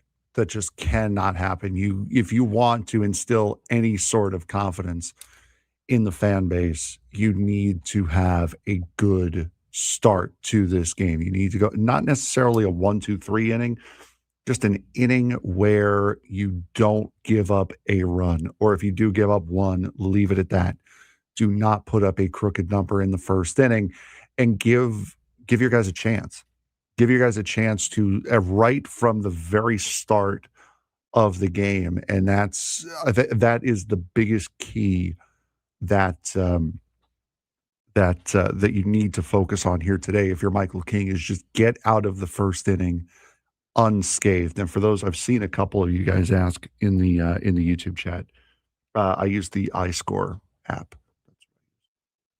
Yeah, he's got his little spreads, prints out a little box score for you and everything like that. Yep. I have Prints to out write the scorecard. I like writing it down. I do too, but just having it in my phone is a lot easier than like making sure I have the right color pens and carrying the big 162 scorebook that I usually get. I love that book. I use it for college baseball. I have all the pens in there at all times. I just didn't bring my backpack in yesterday, so I had to borrow the gel pen from Frank, which I'm glad. It's my favorite pen, the Pilot G2. So they're the best ones. They're the best ones. They should sponsor our show. That's how much we love these pens. Sponsor your boys, please. That's right. I asked, I got a gel pen, and Frank's like, I'm civilized. Yeah, duh. Only pen you could possibly use. I think that's the key to victory for tonight. I also think, I like the Padres' chances on Saturday, and we'll talk a little bit more about that when we come back on the show. But tonight's a big night for the Padres, kind of bounce back, I think, and kind of calm down a lot of maybe disgruntled Padres fans after the first day. But again, as we've mentioned the entire time on the show, yeah, Pivetta didn't have his stuff yesterday. Yeah, he walked a lot of guys, which he cannot physically do. It's still 1 out of 162 from yesterday. So Padres try to bounce back tonight. We will talk a little bit more about that and the Padres coming up this weekend in our next segment. Drake Hills will join us at 1:35 as we keep you up to Gwen and Chris coming up next at 2 o'clock on the Braden Surprenant Show, San Diego's #1 sports station, 97 The Fan. UCSD baseball just made a statement, and people should start paying attention. The Tritons took 2 of 3 from UC Riverside, dropped 12 runs on Friday, 14 on Sunday, and showed this offense can explode at any moment. Oh, and head coach Eric Newman just became the winningest coach in program history. That's not just a milestone. That's a program leveling up. But here's the real question. Are they actually contenders right now in the Big West? Because the offense is there, no doubt about it. The concern, though, defense, pitching consistency, and closing games clean. Kind of a very familiar situation here in San Diego. Now they got a matchup with a ranked Oregon team coming up, and that's the test. If UCSD shows up in that game, this team might not just be improving, they might be arriving. It was a statement weekend for UCSD baseball, taking 2 of 3 from UC Riverside in their Big West home opener series, and Friday night was the headline moment. Yeah, absolutely. A 12-6 win powered by a 6-run inning and a grand slam from Delshawn Lanier. But the big story, head coach Eric Newman, congratulations on becoming the winningest coach in program history, collecting his 455th win, passing Dan O'Brien. So congratulations to Coach Newman, who we had on just a couple of weeks ago on reaching that milestone. Yeah, on Saturday, UCSD stumbled 9-4, largely due to a brutal 5-run inning fueled by defensive miscues, a theme that showed some cracks in this team. But Sunday, they answered back. A 10-run third-inning explosion to lead to a 14-10 victory, securing the series and showcasing just how dangerous this offense can be when it clicks. I mean, the offense is legit. 12 runs on Friday, 14 runs on Sunday, multiple players producing. Klepsch, Crossland, Costello, Lanier. I mean, this is not a one-man show. It's a lineup that can snowball innings quickly, and we saw that twice in this series. Yeah, absolutely. And when you have guys who can feed off of each other the way that quartet can, it does lead to big games like we've seen over the course of the weekend. I mean, 26 runs in 2 games, that is a lot. Forget about just D1 college. That's a lot for the minor leagues and for the pros as well. So they are a very, very legit offense, but there are still some worrying signs with the Tritons baseball program. Yeah, there's still some concerns. I mean, the defensive errors need to be fixed, obviously.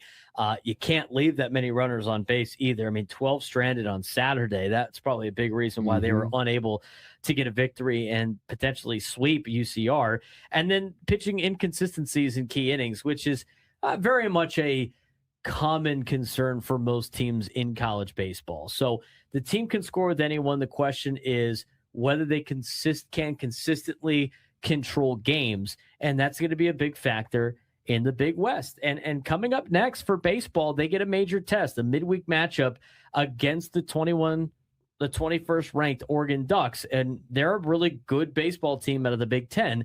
It's very much a measuring stick game. Midweek games are always kind of crazy in itself. Can that explosive offense show up against a ranked opponent, and can the pitching tighten up against the league competition? Yeah, that is going to be a very, very difficult, very, very difficult question to ask for this team. Anything can happen in the midweek, as you said. So it's going to be quite interesting to see what the Tritons can do coming into this week. Let's talk about softball. On the flip side, it was a rough weekend for Triton softball against Cal State Fullerton. They lost 8-7 despite a late homer in the game. They swept in Sunday's doubleheader 4-0, 7-1, and they're now on a 4-game losing streak. Offense has shown flashes, but they're struggling to capitalize with runners on base and recover from big innings by opponents. Yeah, 8-7 loss on Friday.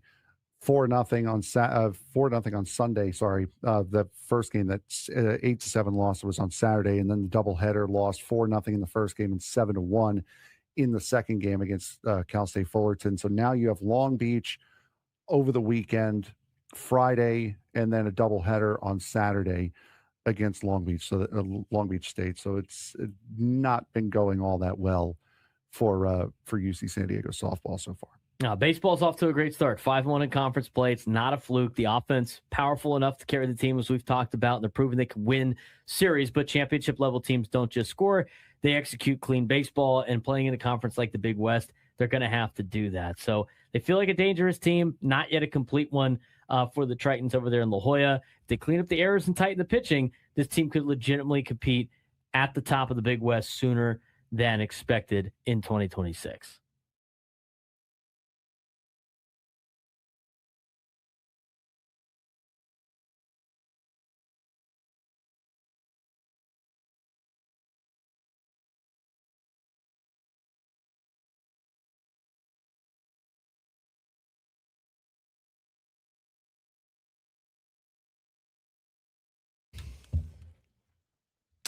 $124 on a Friday. Padres baseball first party in the park tonight. Should be a good time. Again, got the scarf giveaway today as well. Got to be a fun one as we get you ready for the weekend of Padres baseball. And Frank, I'm glad that Padres baseball is back. It's good to talk baseball again. Good to have it part of our show again. Talk about what's going on in Major League Baseball. Talking about the Pods. It's great to be back. Yeah, it's fun to try to remember how you used to build a show every single day for the 6 baseball months. shows and the non-baseball shows. It's fun remembering how to do that after 4 or 5 months of not having to do it. But yeah, no, baseball being back, it's great. It's going to take us right through the summer. Love it. Splitting time between Petco Park and Snapdragon Stadium for San Diego FC and the Wave. It's going to be a lot of fun cannot wait for this season to get started. An update from CBS 12 News on the car crash that involved the rollover crash that involved Tiger Woods. According to the source at Martin County Fire Rescue, it was a 2-car crash. One vehicle was a rollover. One person is stable while another refused to go to the hospital. MCFR said there are no injuries to anyone. So that's good news. Yeah, and there's a picture or an alleged picture of the accident, and it doesn't look like anything bad. It just looks like a lazy little, like he got up on the curb and it doesn't look it. Yeah, I saw the picture too. Yeah, it's not like he took a corner too hard and rolled down a ditch. It looks like a lazy rollover kind of deal. Now, who knows? Right. As someone who has seen car crashes his entire life, I can pretty confidently say this was not a bad one. All right. This weekend, we talked about it. Michael King needs to bounce back today. I'm excited, and we're going to talk more about this tomorrow. I'm excited to see Randy Vasquez pitch. Yes. I really am. I'm really excited to watch Randy Vasquez pitch here at Petco Park. And because I think that Randy Vasquez could be that, key to the rotation. Here's my thing on the rotation, because today, like this morning, I got a text from my buddy, and his dad was complaining about us talking about the pitching staff, saying like, "Oh well, they're just assuming that everything's going to go right all the time." Well, that's not what we're saying. We talked about the rotation on paper. It's got an opportunity to be good. But here's the thing with the rotation. At the beginning part of the year, this is who they think is going to be the 1, 2, 3, 4, and 5 in the order of the rotation. But as the season progresses, and we've seen this before. I mean, when Nick Pivetta started the season last year for the Padres, was he the number 1 starter? No. Was he the number 2 starter? I mean, wasn't he brought in here to be the number 4 starter? Yeah, that is what he was. On this team, right? Because you still thought Darvish was coming back at some point in time, right? Again, that's the thing. And I got killed for it all year, is that, I said, Nick Pivetta, great signing for $1 million. We'll see how he does next year at 20.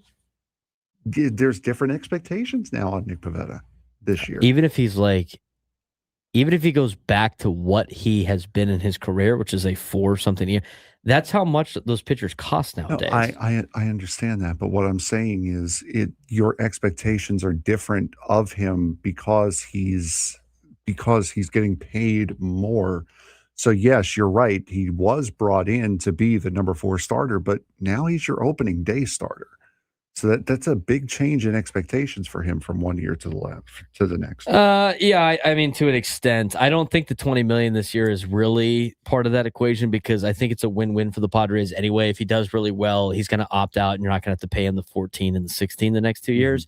If he doesn't do well, then you're going to get basically a $14 million a year, $16 million a year pitcher in your rotation for the next 2 years, because if he doesn't, because he's not going to opt out, and he's going to be like your 4th starter for the next, then you actually have somebody in your rotation coming up in the next couple of years, which I don't think will be the case, and I think he's going to have a bounce back. But that being said, my point to this conversation is he might not be the ace of the staff midway or through the end of the year. It could be somebody else. Yeah, it could be Randy Vasquez. Mm-hmm. It could be Michael King. It could be Griffin Canning. It could be Walker Buehler. I doubt it, but it could. It could be Germán Marquez. I mean, the order of the rotation could change later on in the year at certain points. So, yes, Nick Pivetta did not have a great day. Yesterday, he had a couple of clunkers last year, and he bounced back from all those clunkers. It's still super early on in the deal, but I think Randy Vasquez is going to pitch like a 3 or a 2 this season, which I think is high expectations. It could all come crashing down on Saturday, but I liked his velocity was high in spring training. Another year working with Ruben Niebla, another year of pitching at the major league level. I really think Randy Vasquez is going to have a great year, and I think Saturday is going to be an inclination of him having a good year. I think it's going to be less frustrating to watch him pitch too. Yeah, 2024 he clearly was not ready.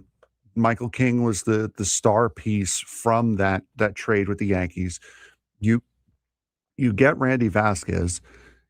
Clearly, just wasn't up to the task that year. He wasn't quite ready to be a major league pitcher yet. Last year, he comes up. He's a good, solid back end of the rotation guy.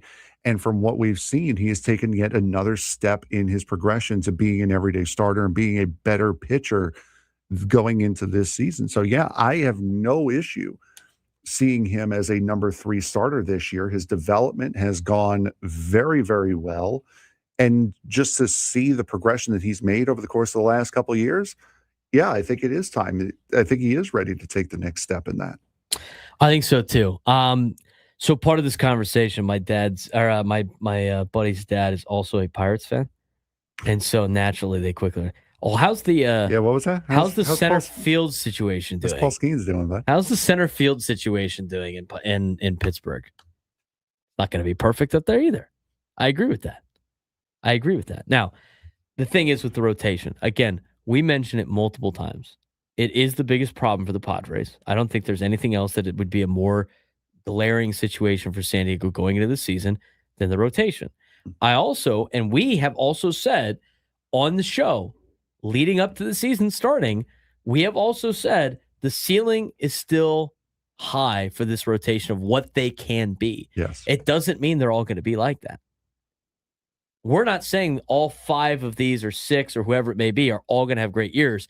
But if you get a combo of a couple of those guys having a great year, all of a sudden the rotation kind of fills in the different spots. We talked about the number 5 starter giving you 109 innings and trying to give you 5 innings, an outing with 3 runs or less. That could be Walker Buehler. That could be Nick Pivetta. I mean, if the other guys pitch a lot better than that, Nick Pivetta happens to be your number. Whatever the player's name is, will remain to be seen. You just need to have, out of your 5 guys, getting you certain production in certain spots. We got a lineup. We do have a lineup tonight. Wow. These guys are quick. All right. So leading off in right field, Fernando Tatis Jr. All right. Batting second at short, Xander Bogaerts. Same as yesterday. Batting third, playing third, Manny Machado. Same as yesterday. Batting fourth in center field, Jackson Merrill. Yep. Same as yesterday. Batting fifth, DHing Miguel Andujar. Same as yesterday. Batting sixth in left field, Ramon Laureano. Moves up a spot. Batting seventh at first base, Ty France. We agreed that like France should probably start today over Castellanos at first base and Sheets based on he's hitting 280 against Framber Valdez. I think that's a good call by them. Batting eighth at second base, Jake Cronenworth. Batting ninth behind the plate, Luis Campusano. I'd flip those two. But I would too. Here's the other interesting thing too, because we got to get to Drake Hills here in a second. A lot of these guys have like catchers they like throwing to. Mm-hmm. Campusano's already getting a start day 2. And it's a night game after a day game. They've had, Freddie Fermin's had a lot of extra time here in this particular conversation. So I find that to be very interesting too. Freddie Fermin, he's hitting $125 against Framber Valdez. Maybe that was part of the conversation, but could Campusano start Michael King stuff? Here's something I will put out there, though, as a maybe let's hold on that thought. Michael King was hurt and did not get to throw to Freddie Fermin all year last year. So he has thrown to Campusano multiple times. So maybe it's just that familiarity, wanting to get a little bit more familiar with Fermin and feeling more comfortable right at this moment with Campusano before calling him a personal catcher, quote unquote. We had all of spring. Who was he throwing to in spring? I'm just saying it's a different, different situation. Who did he throw it to last year in the playoffs? Was Freddie Fermin catching or was Campusano catching that game? I don't remember off the top of my head. I understand where you're coming from. It might be a little bit of a reach, though. I just find it interesting that Campusano starting game 2 already. But here's the other thing, too. They said they were going to give Campusano everything and every opportunity to be successful this year. Yep. This is you have to have him play. Yep. This is them sticking to their word on that, at least. I thought for sure he might catch Saturday, but maybe they want Fermin back, with Vasquez still, because remember they wanted the veteran catcher with Vasquez a lot. So it'll be interesting to see tonight. Be nice to see Campusano get the bat going a little bit. Yankees Giants. in action already. Wow. Well, it's their opening day today. Yeah. Did you know that? Yes, I saw that. Do you see that from Vitello? We're just forgetting that we're forgetting Wednesday happened. That's opening night. Today is opening day. They did that too with the Padres when they opened up the season. Like Seth Smith opened up on when he hit that home run. That was opening night. And then 2 days later, they actually had opening day.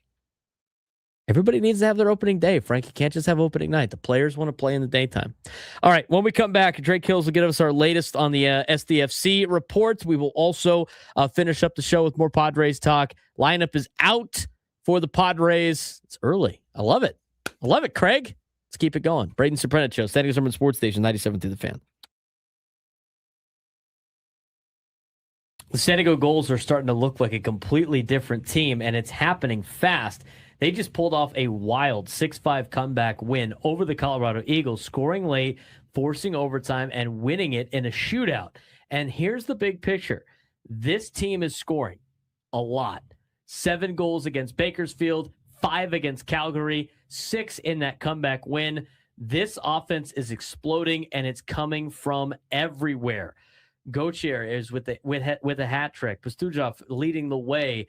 And young guys like Leno stepping up. But what really stands out, they don't quit. Down late, doesn't matter. This team keeps coming. So now the question is, are the goals turning the corner at the perfect time, or is this just a hot streak? Because if this is real, this team could be dangerous down the stretch. This was a big statement win for the Gulls. Yeah, absolutely. And a huge statement week for them. The Gulls starting to build off of something. And this week showed exactly why. We'll start with the headline moment, a wild 6-5 shootout comeback win over the Colorado Eagles. This game had everything, 6 goals in one period, a late 2-goal deficit and a clutch finish. Down to late in the third, San Diego did not blink. Sasha Pastujov tied the game with just 33 seconds left, continuing his standout season as this team's top offensive producer. And then in the shootout, it was Nikita Nestorenko who had sealed that, marking back-to-back victories, and more importantly, showing resilience that this team is going to need going into a playoff push. Now, they didn't sweep the series. The Gulls dropped the second game 5-1, splitting the set 2-2 overall. But even in the loss, Pastujov stayed hot, adding another goal and continuing to climb the AHL leaderboards in shots. Now, the offense is starting to heat up. This might be the biggest takeaway from the week. The Gulls offense is exploding right now. 7 against Bakersfield, 5 goals against Calgary, 6 goals in that comeback win against Colorado. And that's not a fluke. That's starting to trend in the right direction if you are the Gulls. I mean, Gauthier recorded the team's first hat trick of the season. Sam Colangelo had a 3-point night. Matthew Phillips snapped a long drought and hit the 400-game milestone. And Tristan Leno continues to be one of the most productive defensemen on the roster. This is a team getting contributions from everywhere, and that's dangerous in the AHL. Yeah, absolutely. And it's fun to watch as well. And all of those goals don't really mean anything if you don't have somebody in the net backing them up. So it's not just the offense. Thomas Suchanek coming up clutch in that comeback win against Colorado. Kelly Klang posting a 37 save performance and keeping these games close. And maybe most importantly, this team has grit and they do not quit no matter what, by how much or when they are down. They've now built up a reputation in the AHL for late game pushes, especially with the extra attacker, and that chemistry on 6-on-5 situations is becoming a real weapon for this San Diego Gulls team. Yeah, the shift early in the season, the Gulls are very inconsistent, and now they're becoming resilient, offensive-minded, opportunistic. They're also elite in a lot of key areas, like you mentioned, the penalty kill. Over 85% among the AHL's best. Shorthanded goals near the top of the league. That's a sign of a team that's not just talented, but buying into a system. It's not just buying into a system either. It's getting that comfort of playing with each other for a long period of time. As we keep saying, the Ducks are good. So they're not just getting young guys that they've just recently drafted to learn on the job. They're keeping guys down at the AHL level here in San Diego, and that's building continuity. That's allowing these guys to form some sort of identity as they play together. And now the focus turns to consistency. Can they avoid slow starts, which has been a big problem for them throughout the entire season? Can they tighten up defensively after big offensive nights, turn these flashes into a sustained run? Also, keep an eye on the new addition of Herman Traff joining from Sweden. That's another young piece entering a system that's clearly starting to click. So the big question is, and we continue to ask this question, are the San Diego Gulls turning the corner at the right time, or is this just a hot stretch? I just feel like this is different. Good teams don't just win. They find multiple ways to win, and the Gulls just showed a comeback win, a dominant offensive performance, a gritty defensive effort, and a loss. That's growth, and the only question now is sustainability. If they keep this up, this isn't just a development anymore. This is a team that could start making real noise and make some noise in the Calder Cup playoffs.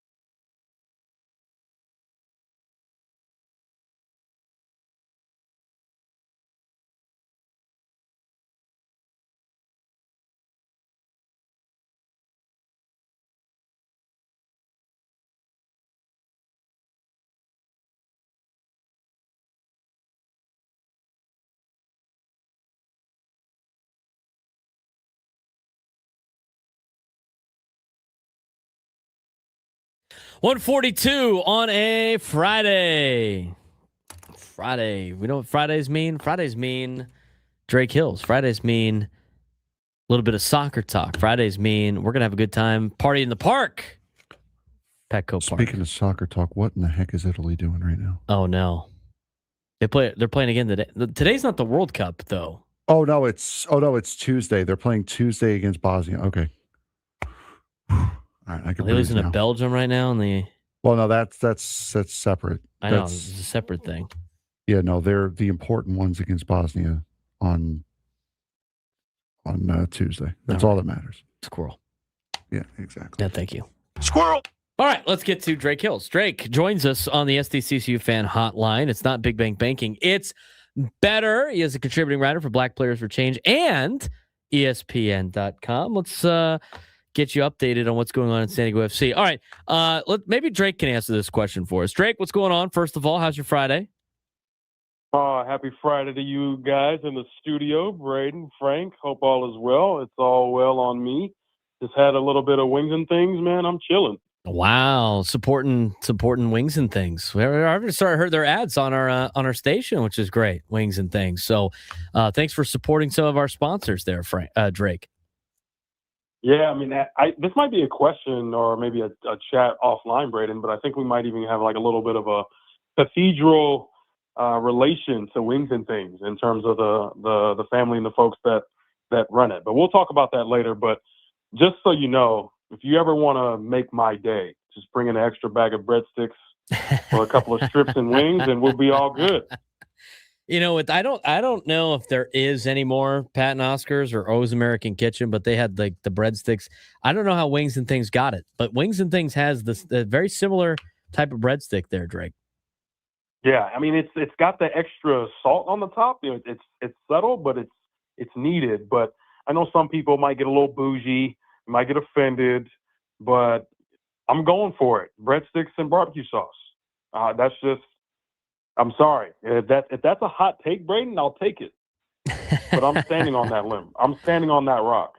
Before we get to San Diego FC, Drake, I do want to ask because we do have some World Cup qualifiers going on right now. One of the countries is the one that Frank and I pay close attention to in Italy.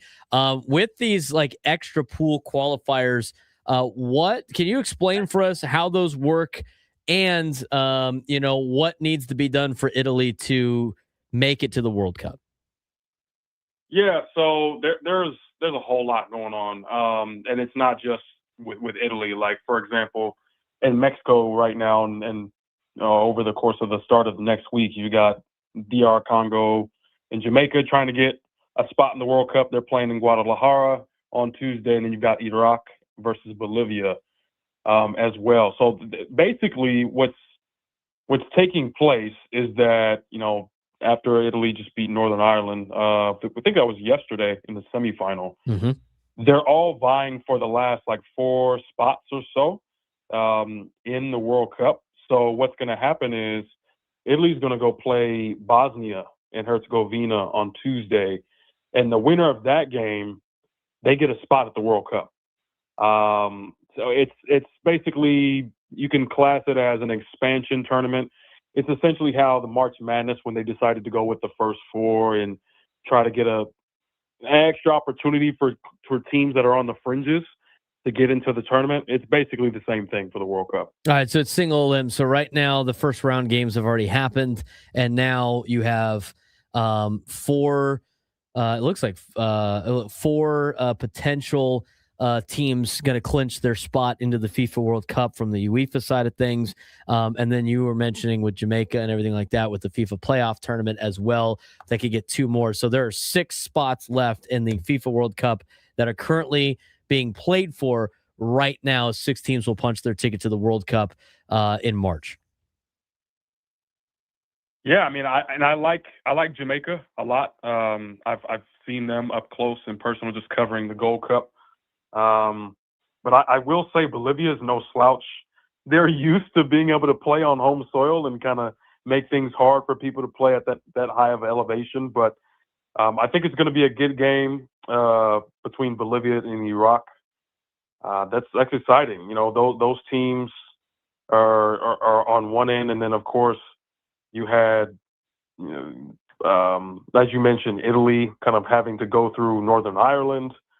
So there's a lot of competition, but I got to say, I mean, I'm a little more focused on the competition inside the U.S. men's national team right now. And unfortunately, Braden, it seems like the injury bug, they can't get their number one options all on the same field at the same time. Like Chris Richards and Miles Robinson, who are without a doubt U.S. men's national team's best central defenders, and both will be out. Most certainly Miles Robinson. We'll see if Chris Richards is able to come back after the second game, but I know that one's got a knee contusion. That's Chris Richards, and then Miles Robinson, he's got a groin issue. So though they both will be out against Belgium on Saturday. Like I said, we'll see if Chris Richards is able to come back and play against Portugal, but Miles Robinson is out on both ends. So it's like, listen, these are the last 2 games for the U.S. men's national team players to prove that they're the guy before Mauricio Pochettino makes his decision on the 23, 26-man roster. Because when the send-off games take place at the end of May and the beginning of June, and that's against, Senegal and Germany, the World Cup roster will have already been set by then. So these are the last 2 games being played in Atlanta against Belgium and Portugal over the next few days for these guys to make a case for themselves. So there's a lot going on. We're talking with Drake Hills, who is a contributing writer for Black Players for Change, as well as ESPN.com. Gets this is our soccer fix, if you will, once a week on the Braden Surprenant show. Let's go back to San Diego FC. So from the international standpoint of things, obviously we got World Cup potential matches going on right now. Qualifiers, there's 6 more spots available in the FIFA World Cup that will be determined here in the next couple of weeks or so. As for the San Diego FC side of things with the MLS, they're in a little bit of a reset right now for an international break, which is nice and good timing for them, especially coming off of the start to the season that they have had with having to play in the CONCACAF Champions Cup against Toluca. We saw how the game ended last week, where things didn't go their way. After that, the response on Saturday, they just look like a team that has been a little bit tired in their last couple of matches. This is a great time for a reset. Yeah, and I don't know what it is about these red cards, especially with Chris McVey. Back to back, it seems being sent off, but unfortunately for RSL, they couldn't capitalize on that, and obviously it was at the end, towards the end of the game. San Diego against RSL over the last weekend, but you do have that fatigue, and I think it's more than just the physical, Braden. I think it's something mental, especially when it comes to holding on to leads. Now, I know that they went down early. Sergei Solans, we talked about him. We talked about some of the younger guys that RSL likes to play up front. Obviously Aiden Herzakani, he was one of the young 18-year-olds. He had a pretty decent game, got substituted early, but in a 5-4-1 shape and still being able to impose themselves on San Diego, San Diego, you're able to get that early goal from Marcus Ingvarsson, but essentially you go into the second half with a 2-1 lead, and in very uncharacteristic fashion, you allow a late goal for Victor Otunji. So I think that the fatigue here is more so mental. I think with just the amount of focus that these guys have had to have, throughout pretty much since mid-February. I think it's catching up to them, but this is a perfect time to have that international break. You have a ton of guys going away. You've got, obviously, Anders Dreyer for Denmark. Anibal Godoy goes to Panama. Those are the two guarantees. Of course, Oni Valakari is with Finland. Anisi Saidi, he's with Tunisia. Cedro Santos is a part of the Cape Verde setup. And then David Vasquez, who, in my opinion, is one of the young and up-and-coming stars for this San Diego FC team. He's not with the senior men's national team with the U.S., but he's with the under-20s. And so I'm excited to see what he can do, not necessarily for this World Cup squad, but just building to becoming, I think, a pivotal player for San Diego FC. And who knows, maybe 4 years down the line, if he plays his cards right, he could be with the senior national team and playing decent minutes. Last thing for you, Drake. Next Friday, we will be off because the Padres are playing the Red Sox during our time slot, so we will not have time to talk with you about the next upcoming game, which will not be until April 4th against San Jose. What should San Diego FC fans expect in San Jose when this international break is over? Yeah, San Jose, they've been in this kind of incremental, shall we say, just trying to rebuild their roster. I think Timo Werner, bringing him in, you had a lot of younger guys. Cruz Medina is a young player, similar to RSL, where a lot of their talent is young, but they've got some vets in there. They've got Oseni Buda, who is a former top pick in the draft, up front as a striker. But you've got Earl Edwards Jr. You've got he's a terrific goalkeeper. But I think that with this San Jose team, you got to watch out. Hector Lopez. I know he's no longer with the squad right now, but again, Cruz Medina. This is a team that they can kind of frustrate you with the way that they defend. I know that they haven't necessarily had the strongest start, but so this San Jose team, in the last couple of games, I mean, they've kind of started to perk some ears up. You got a good W against Philadelphia, another great W against Vancouver, shutting out both of those teams away from home. So you got to watch out for San Jose. They're a slippery slope, and it's going to be a very exciting game in the Bay Area after the international break. Drake, we appreciate the time as always, man. Hopefully you enjoy some sunshine this weekend. Enjoy some Padres baseball as well. We will talk to Drake in a couple of weeks as we're going to be off next Friday for Padres baseball. Gwen and Chris coming up next. Padres Tigers tonight. We'll see you guys all at Far Corner tomorrow. Specialty show. Braden Surprenant show. Second Service Sports Station. 97.3 The Fan.